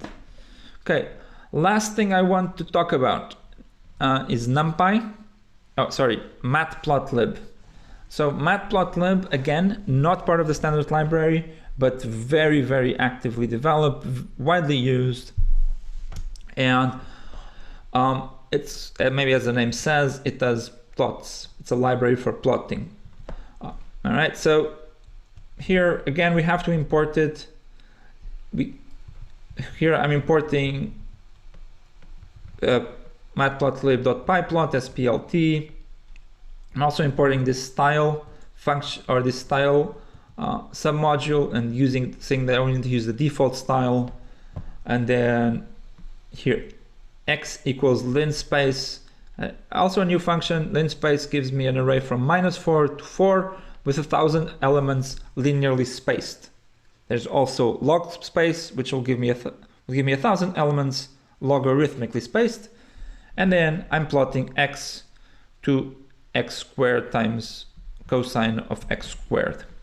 And so if this works correctly, you should see a plot like this. Right. If you don't see the plot, you should try using this matplotlib inline magic command and try running it again. So this used to be mandatory in earlier versions of Jupyter matplotlib. Now it's done by default, but if for some reason it's not showing up for you, ask for the plots to be done inline. Inline means that they show up within the notebook itself. Okay, so here we go. All right. Finally, very last thing. So this almost looks like magic. We can do these widgets inside the notebooks. And so here we're going to import IPy widgets, import interact, and here, all right, let me first just delete this. Okay, so here we have a function.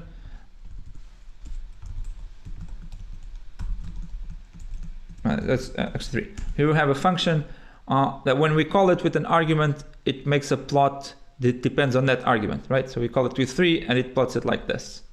Okay, and then if we add this interact, so in here this is an @ interact, and then we say the power equals 1, 10, then it's going to generate this little thing here, and then we can just change it, and every time we change it, it calls the function and it gives us a new plot. And you can do more complicated interactions, but 95% of the time you just want to use the default ones. So here's, so if you give it you can get booleans, get checkboxes, integers or floats, you get this slider, and if you give it a dictionary, you get these sort of Dropbox, so you can. All right. So for me, actually, this is for me the thing I sometimes use about notebooks. So I actually use notebooks a lot for teaching, but I don't particularly use them for my own development. And so there's this very well-known talk on I don't like notebooks by Joel Gross, and so there's a lot of disadvantages and a lot of advantages. I think for teaching it's quite nice because I was able to have this text blocks within the code, and so often for communication it's quite nice. But there's alternatives, so you can obviously just use a text editor like VI or Emacs or something, or you can use a type of IDE. So here, one that is very widely used within the Python world is Spider. So here's and so this looks. So here's my code, and what's actually kind of nice about this one is that. So here I've just run it now. What's nice about this one is that it integrates also with other things. So here I've defined these arrays, and so here in this variable explorer, I can see, here's the values of the arrays, and even get some graphical input about what my data looks like. So this is also perfectly valid option. All of the Python stuff that we learned will work perfectly well, whether you're using the Jupyter Notebook, whether you're using an IDE like Spider, whether you're using Emacs or Vim, or there's IPython on the shell. So all of these things will work correctly. So maybe just as a last thing I want to show, I'll give you a couple of links. Oops, sorry. Yep. Okay, give you a couple of links to the documentation. So NumPy documentation, fairly complete nowadays. I mean, they've made an incredible effort to make sure that everything is documented, every function. So very nice. If you go to the main page, so the NumPy, you can see a lot of there's a pretty extensive also for matplotlib as well, and Python itself. So for matplotlib also have a lot of examples of all of pretty cool plots that you can do with the code behind them. And so that's what I had for today. And so for now, let me know if you have any questions. Now it's the Q&A session. Thank you.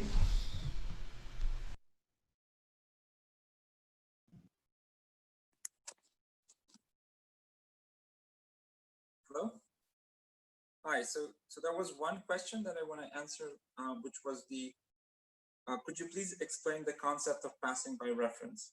So this is what I was trying to demonstrate in the example. So it means that if you call a function with an array and you change the array inside the function, then the array will have changed outside the function as well. So when you call a function with an array, you are passing the array itself and not a copy. And if you need a copy, you call the copy method, and then you get a copy, but that's not the default. Yeah, so we are a little bit behind schedules, but I've also answered a lot of the questions live. Oh, and I'm sorry about the echo. You also saw that I lost the camera there for a second. When I was recording halfway through, I realized that there was a little issue, and then apparently I didn't fix it correctly immediately.